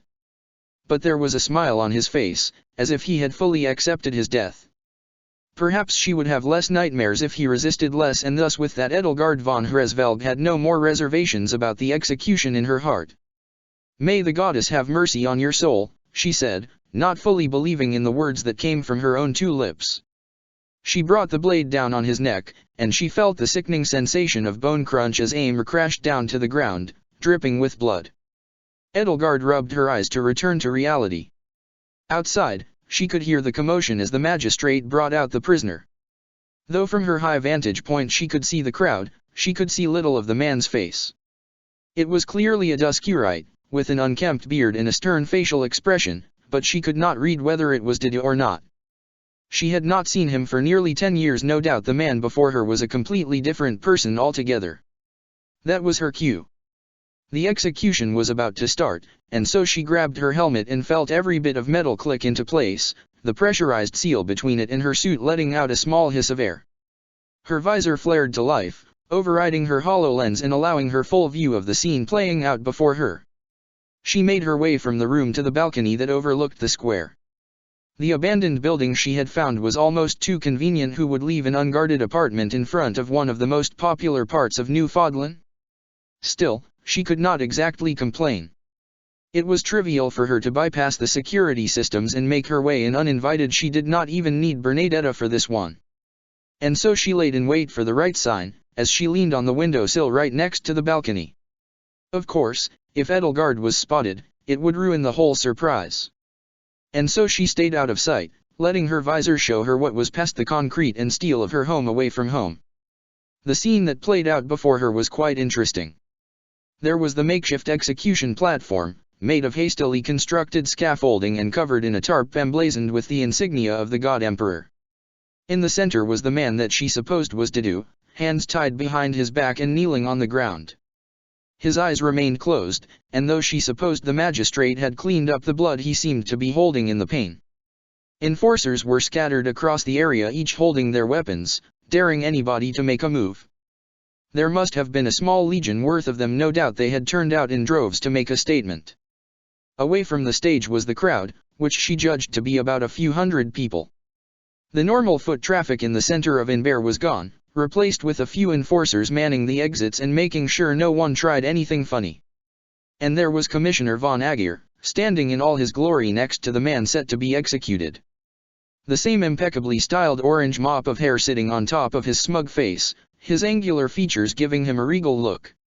He had grown since she last saw him, far from the petulant child that he had once been. He was now a man dressed in his enforcer uniform but emblazoned with a dozen badges pinned neatly upon his chest. Something about him seemed right. She did not seem surprised at any way in his appearance. She recalled a different hairstyle, a more wild mane of meticulously groomed hair that seemed to nearly glow orange. No doubt that her memories were beginning to jumble. She could barely make out the thoughts swirling within her head of Prime Minister and sins of the father. But this was a very different Ferdinand von Aegir, and she had yet to test his mettle. Most of her plans relied on knowing his personality. He had a mean streak of an inferiority complex and the absolute desire for things to go his way. She knew that the Queen of Flames was the only thing standing in his way between an impeccable track record and abject humiliation, no doubt at the hands of his father. If everything went well, then both of them would be unharmed. But judging by the amount of times she managed to stick with her original plan, she knew better than that. So that was why Edelgard clasped her fingers together in anticipation and waited for him to speak. Once the crowd had settled and the preparations had finished, it was then that Ferdinand von Aegir spoke. His earpiece was barely visible, but it was the combination of his booming voice and the echoing loudspeakers that suggested its presence. "Citizens of Newfoundland," he shouted. "Behold the last remnants of the Dusker Rebellion, and their leader, Didi Molinaro." He turned to face the kneeling prisoner, still gritting his teeth in pain. If he had any reaction it was imperceptible from the height that Edelgard was viewing the ceremony at, but no doubt he had his own thoughts swirling in his mind. "By decree of the God Emperor, you are hereby charged with the following crimes: murder, theft, treason against the Empire, fomenting rebellion, grand larceny." Von Aegir stopped to peer over the list of crimes on the scroll he was reading off of. The list of crimes continues. "Do you wish to plead your case?" Didi remained silent. "I will take that as a guilty plea. Are there any who object to this execution?" A meaningless question, and no doubt anybody who was dumb enough to say yes to that would be brought in for questioning. But that was the cue for Edelgard. Taking a deep breath, she moved from the windowsill and leapt off the balcony with as much force as she could muster. She wore her light armor, so it lacked most of the shock-dampening features of her heavier suit. She would just have to hope that her joints held up as she plummeted through the air like a rock. Time seemed to slow, and she adjusted her trajectory so that she would land between the platform and the crowd.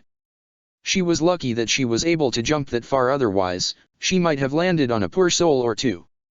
The Queen of Flames crashed down to the earth in a three-point landing, her fist landing on the cobblestones so hard it cracked the stone beneath her in concentric circles.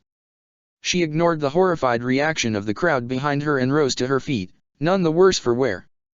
Edelgard locked eyes with the commissioner, who seemed rattled but still managed to stand upright in the face of her interruption. "I object to this execution," she said in a modulated voice. "The Queen of Flames," von Aegir said. "I had my doubts whether you would show. Where there is injustice I will appear. And this," she said, pointing to the kneeling prisoner, "is not the justice that he deserves, but the tyranny of a mad emperor."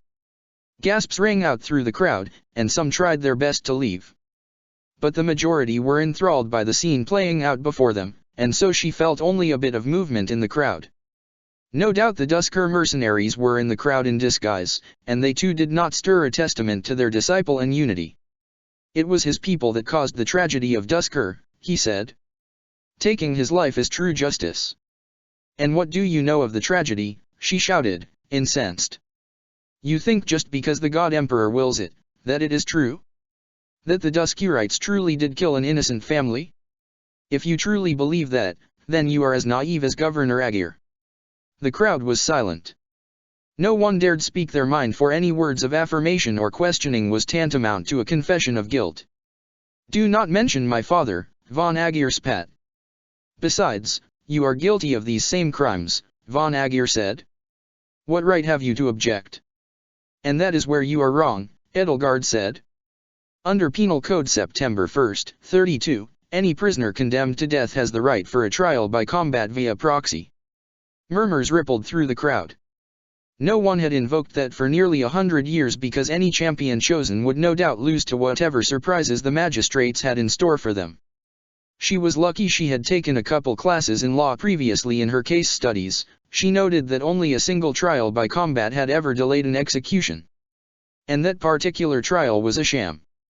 What Edelgard was gambling on was Ferdinand's nature to never back down from a fight, though she did not recall what basis she had for her assumption.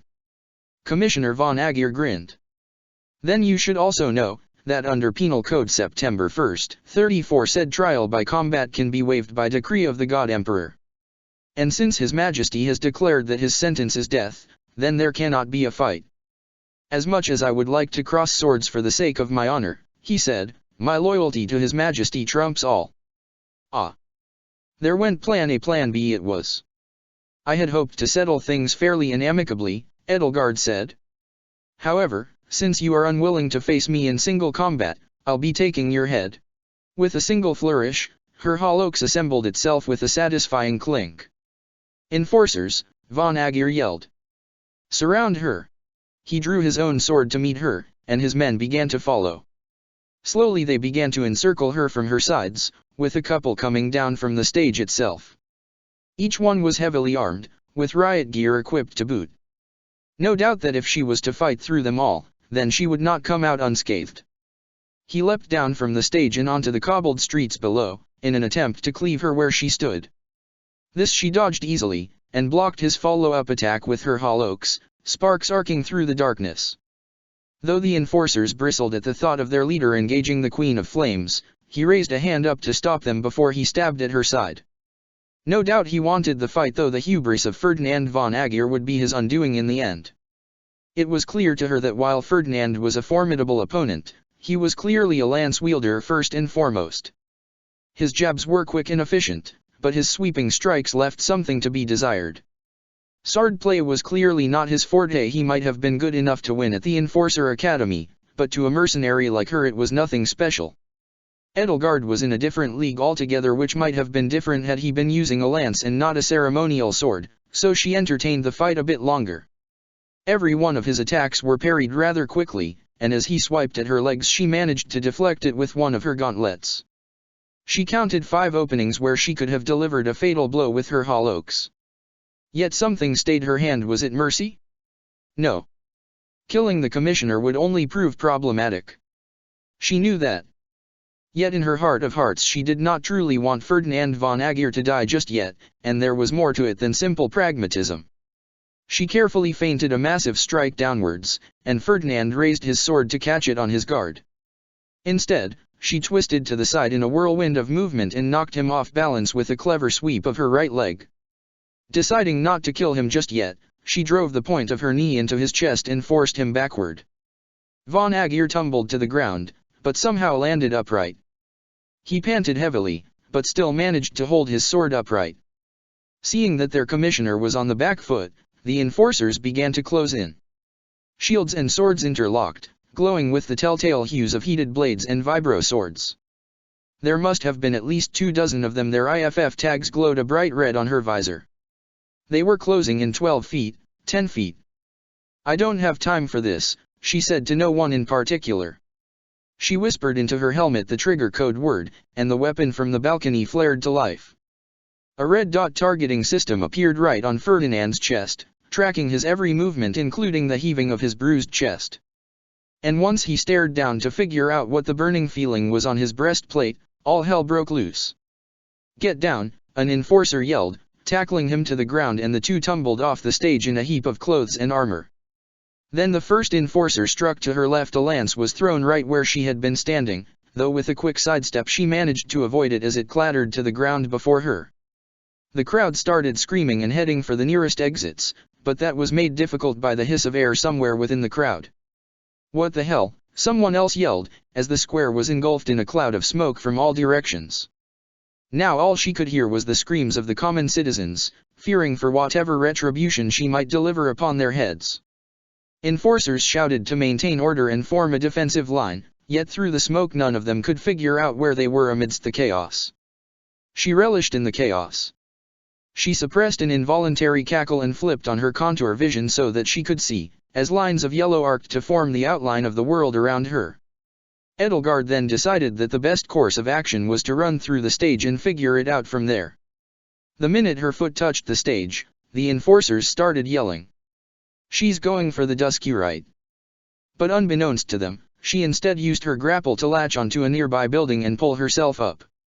Using her left hand to aim and fire, she eyeballed what she assumed was a grotesque gargoyle statue outlined in glowing light and fired. The hook hit air and retracted, reeling back in with a thwip. Damn! An enforcer swung at her from her left, now close enough to see through the smoke. She parried with her axe and kicked him off of the stage, sending him tumbling into the crowd. Secure the prisoner, someone yelled. No doubt that was Ferdinand von Agir. His voice carried through a crowd, as annoying as it was. On it, said another familiar voice. Edelgard realized that she would have to eyeball it. No doubt her augmented vision wasn't good enough for her to get a good grapple spot. So she ran for where she saw the smoke clouds were a bit thin, slamming what she assumed to be an enforcer or two out of her way, and aimed for the gargoyle once more. She used her index finger to activate it, as she felt the recoil of the steel cable shooting out and latching firmly onto the gargoyle. It was time for her to make her exit. The line reeled in, bringing her along with it and shooting her toward the sky. She immediately detached once she had enough velocity, tumbling onto the roof of the building and finding a foothold with her spiked boots. Tile tumbled to the ground below her, as the smoke clouds began to dissipate and the enforcers began to figure out where she was. Up there. Edelgard broke out into a full sprint across the roofs, each footstep feeling heavier and heavier. She leapt across one roof to another, leveraging her impressive jump distance by landing with her hands to stop her momentum. Once she got to an avenue, she took a few deep breaths before leaping with all of her might, landing on the side of the building so hard her foot embedded into the wall. It was all she could do to grapple up and keep running. Parkour was not exactly her forte, but it was something she learned to do after years of running from the magistrate. She just hoped the owners of the building weren't too mad about the dents she left. The whirring of helicopters overhead began to drown out the sound of the streets below. Though they were slow and inefficient by modern standards, they were still employed to great effect in urban environments due to their mobility and vertical takeoff capabilities. It was something that she could leverage to her advantage. Heat signature lock detected, a voice buzzed in her ear. Immediately she hit the floor in a tumble, rolling to her side to barely dodge the laser blast that scorched the roof she was on. She smelled the ionized air left in its wake, as Edelgard picked herself up and kept running. So they had installed a laser cannon, not standard issue, but it meant the enforcers were well equipped to chase her down. And though she trusted Linhard's suit quality, it was not exactly rated to take hits from a Boreal-class weapon. One mistake meant that she would be nothing but ash and dust. Looking at the IFF tags, the helicopter had to be hovering more than 100 feet above her. If she could bait it into range. The second laser burst hit with about as much warning as the first, and this time she stayed on her feet and dived to her left, which was a mistake, considering that the roof ended only a few feet away. She barely managed to twist as she tumbled off the building, holding onto the ledge with her left hand. There was a small clink as Edelgard engaged her grappling hook to the edge, and then she let go. The line lazily extended out as she let gravity take hold. In her right hand she carefully disengaged her axe and held the baton in her hand for dear life. She hung from the side of the building from the grapple, waiting. Like a spider in its web. The helicopter's whirring grew louder, as it descended near the building to see where she had gone. Now the sun had nearly set, and so she could see the ray of light that shone from the helicopter and onto the district of Inver. It was almost beautiful, illuminating the ever-growing darkness with a single yellow beam, a beacon of light in an otherwise serene world of shadow. Edelgard wanted to take a picture if not for the fact that she was being chased by what seemed like the entire magistrate. More IFF tags showed up on her radar, probably more helicopters, or worse. Those on the street pointed and shouted at the fact that the Queen of Flames herself was hanging on the building, but even they began to flee at the sight of her. Good. If she could see that they were running, no doubt the helicopter could as well. The red marker crept up closer and closer, and she waited with bated breath. It inched closer and closer by the second, and Edelgard steeled herself for what she was about to do. Like in many critical moments, time seemed to slow to a crawl. It was an agonizing moment before the first hint of the helicopter's searchlight shone through her visor into her eyes, as the front of the aircraft peeked out from above the roof. That was her cue, and if she timed it properly she would be able to escape. Activating the reel-in function of her grapple at its maximum speed, she launched into the air with her left arm outstretched and disengaged the hook just as she was about to reel it in fully.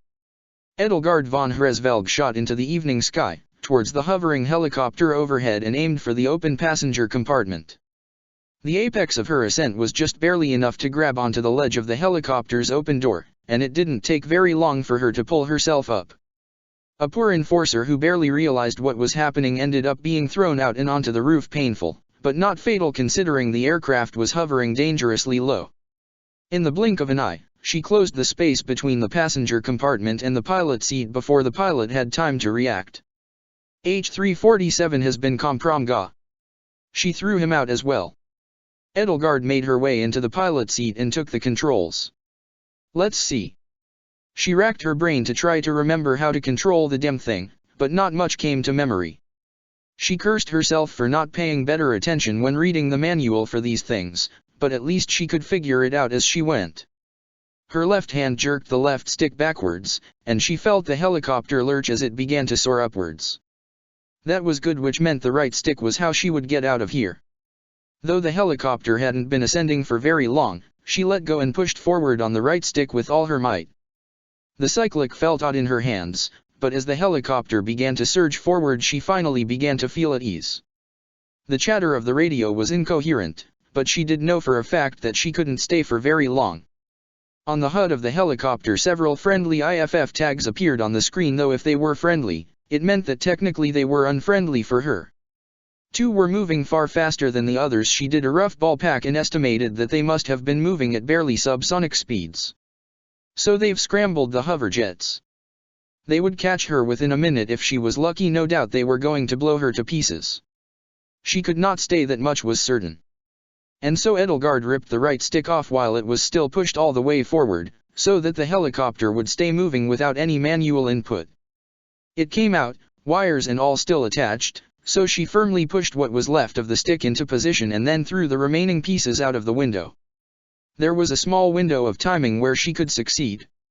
She found it as they came up in front of a residential area, hovering dangerously close to the rooftops. Edelgard then vaulted over the console between the pilot and co-pilot and used that opportunity to slip out of the open passenger door. And slip she did. She tumbled out of the helicopter onto the streets below, hoping that the roof no more than 10 feet below would obscure her movement long enough for her to make a getaway. She was lucky the street was abandoned this time of day. The dark alleys of Inver were not exactly seedy, but also not the place people hung out in the evening. "Route me to the nearest abyss entrance," she yelled into her comms.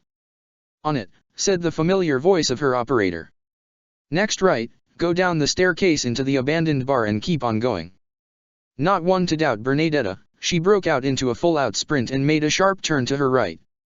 The staircase that Bernadetta now outlined on her helmet was contoured in yellow, and she could see that it was behind a locked door. Instead of using her hallux, she crashed into it at full speed, splintering it into wood and dust. No doubt it had not been used for years, and she almost tumbled into the stairs below before gathering her wits and descending several steps at a time. She heard the dull thunder of explosions in the world above that grew more and more muffled as she descended into the darkness. Many of these entrances were from the time of Prohibition, an odd time, considering it was one of the few instances the God Emperor personally went back on his word. They had been used to ferry illegal booze and spirits between places, and back then the abyss had become no more than a wretched hive of scum and villainy. Still, that had been more than 100 years ago, and so Edelgard thanked the long-dead goddess for the fact that they had not been boarded up more securely. It was completely pitch black in the staircase. Only the night vision on her helmet kept her going, and so she managed to run down until she saw a light in the darkness and what was perhaps an entrance into the network of tunnels that made up abyss. She ran past the single gas lamp that lit up the entrance and kept on running. She stopped only when she ran into people. Of all places to run into people, she certainly did not expect an underground tunnel.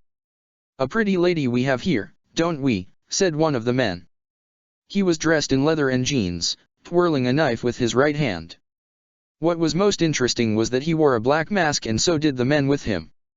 There had to have been at least 6 of them, all dressed in similar outfits surrounding a shipment of some sorts. "Brigands. Wonderful. Why don't we give her a welcome to the abyss?" said another. "I like that idea.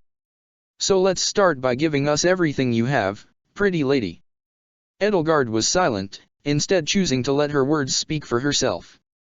The tunnel was barely illuminated aside from the electric light that they carried, and so she knew the appropriate effect that her hallux would have. Her finger moved toward the activation button, and the baton extended out one segment at a time and to its full length. Metal unfurled to take up the empty space left from the extension until it solidified into a handle, and then the projector whirred to life. A blade of crimson energy formed, illuminating the tunnel with an eerie red glow. Her hallux was intimidating, but a weapon was only as formidable as its holder. "Holy shit," said one of them. "Let's get the fuck out of here." They took off into the tunnels behind them, and Edelgard decided not to follow. Instead, she took a different tunnel and activated her wayfinder to route herself toward the base of the Black Eagles. She had half a mind to chase them down and kill them for their words, but luckily for them and whatever miserable existence they had, she was not in a vengeful mood. Their heavy footsteps echoed in the tunnel until they too gave way to the eerie silence of abyss. After doing a double check to make sure she wasn't followed, her sprint from before gave way to a solemn walk. The Queen of Flames had failed. Or at least, that was what she wanted them to believe. In reality, everything had gone according to plan for the most part. The key was the cues. She could not risk communication with Petra or Tahir or any of the Duskur mercenaries, and so she had to pray that they could play their part well. And it was not a stage play like she had done in middle school. There were no dress rehearsals or do-overs. The weapon Edelgard set up was really just a fancy laser pointer, rigged to follow actors when they moved. She had no real intentions of killing Ferdinand as he stood. It would be cowardly to do so with a sniper. If she were to do so, it would be as grandiose as possible if the circumstances allowed it, of course. That was the cue. Once the laser flared to life, the Duskur mercenaries planted in the crowd would detonate their smoke bombs simultaneously, creating enough chaos to obscure any attempts to attack and to cover their escape. As much as they itched to fight the magistrate, even they were placated by the possibility of everyone making it out alive without so much as a scratch on them. And it was Tahir who vouched for her. The whole operation was tantamount on their cooperation. Petra was the odd one out. Luckily Edelgard had a spare enforcer uniform and some fake identification courtesy of Bernadetta. It was perfect for her to simply walk up amidst the chaos of the smoke and whisk their prisoner away. No one questioned a woman in uniform. All it took was a face projector to obscure her more obvious features and a bit of voice practice to pick up the Fodlani accent. It was all up to her to make sure that Dida was safe. Hopefully that much was true. The news headlines were easy to predict. Terrorist attack by the Queen of Flames. Chaos in Inver. Assassination attempt on Commissioner von Aegir. Inver closed off. No mention of Dida Molinaro, leader of the Duskur mercenaries. The Queen of Flames was there to give the public a spectacle. They had turned out in droves to see a Duskurite get executed, only to be witness to something far more exciting. Because in reality an execution lasted mere minutes. Her chaos would last for the entire day. The attention span of the people was short and snappy. No doubt most of them had already forgotten why they had gathered in the first place. Amidst the chaos of the Queen's surprise appearance, no one remembered that there was a man about to die. The theatrics and the grand posing were necessary to distract from her real goal to save Didu at all costs. As long as the public and the magistrate believed that it was von Aegir that was the primary target, then she would succeed. And that was what it all hinged on: the basic human need to gravitate towards the most exciting thing and forget about the whole picture.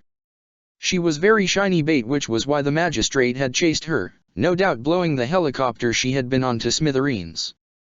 And in spite of that, somewhere during the pursuit the Queen of Flames had slipped away against all odds, leaving another stain on the otherwise perfect reputation of Ferdinand von Aegir and his enforcers. She could not help but laugh at the fools she had made out of all of them. If it was any consolation to them, in their eyes they had just saved the commissioner's life. And by the time they figured out that Dida Molinaro had gone missing, they would probably cover it up and redirect their efforts into finding out who was behind the mask and bringing her to justice. Though she had certainly failed in the eyes of the public, it was a small price to pay for a successful mission. Her mission came first and her persona second, even if it did irk her a little that this was her first public failure as the Queen of Flames. She instead eagerly awaited the day she could reveal a very alive Duskur leader and thoroughly embarrass the magistrate. Edelgard made her way towards the entrance through a side passage and punched in the one-time access code before submitting her palm to the scanner for verification. The smaller blast door opened, revealing the Duskur mercenaries sitting around and playing cards, while Bernadetta watched. "Where's Petra and your leader?" she said. "Petra is taking a shower," one woman said gruffly. "Our leader is with Tahir. And for that, we thank you. We all owe you a debt." A few more of them said, and muttered some prayers in Duskur. She waved it off. "That won't be necessary. Although I appreciate your cooperation." The mercenaries gave nods of approval, and returned to what seemed to be a very heated game of bridge they were all betting on. Leave it to them to find solace in the small things. If she hadn't known any better, she would say that they looked almost happy. Excited. No doubt they were waiting to truly celebrate after Didu and Tahir finished speaking to crack out the bottles of Dusker whiskey and drink until morning. Bernadetta gave a shy little wave, and she returned it. She made her way from the command center and into one of the side hallways where she heard two distinct voices arguing. She was not exactly sure what they were talking about, since she did not understand enough Dusker to grasp the full meaning, but she did pick up the words foolhardy and wasteful. She knocked once on the door that the voices were coming from. No response. She knocked again. "It's me," she said in her modulated Queen of Flames voice. The door unlocked, and Tahir stood in the doorway. "I need to speak to Didu Molinaro." "Fine. He's all yours," said Tahir, gesturing to the man sitting in the hospital bed behind him. He was covered in bandages, but he certainly looked less pained than he had been when he was awaiting execution. Didu stared at her from the back, as if daring her to say a word. So did Tahir, but the frustration on the latter's face suggested that their conversation had come to a grinding halt. He was all too eager to make his presence scarce, and so he slipped out past her and went to join the rest of the men. Edelgard stepped inside and engaged the lock on the door. "Queen of Flames," Didu said in a gravelly voice. It was much deeper than she remembered. "It is an honor." "The honor is mine," she said. And within the blink of an eye she closed the distance between the two of them and drew her dagger, holding it to Didu's neck. His eyes did not grow wide, but merely remained fixed on the edge of her blade. She leaned over the hospital bed that he was in and into his face, with only the tinted glass of her visor separating the two. It was clear to her that she needed to find the truth. About whether or not this was really Didu Molinaro, about what he had been doing for nearly 10 years, and about her own past. And this time, she would not take no for an answer. "Answer my questions, or I'll slit your throat," Edelgard growled. Check the description for the links to the author.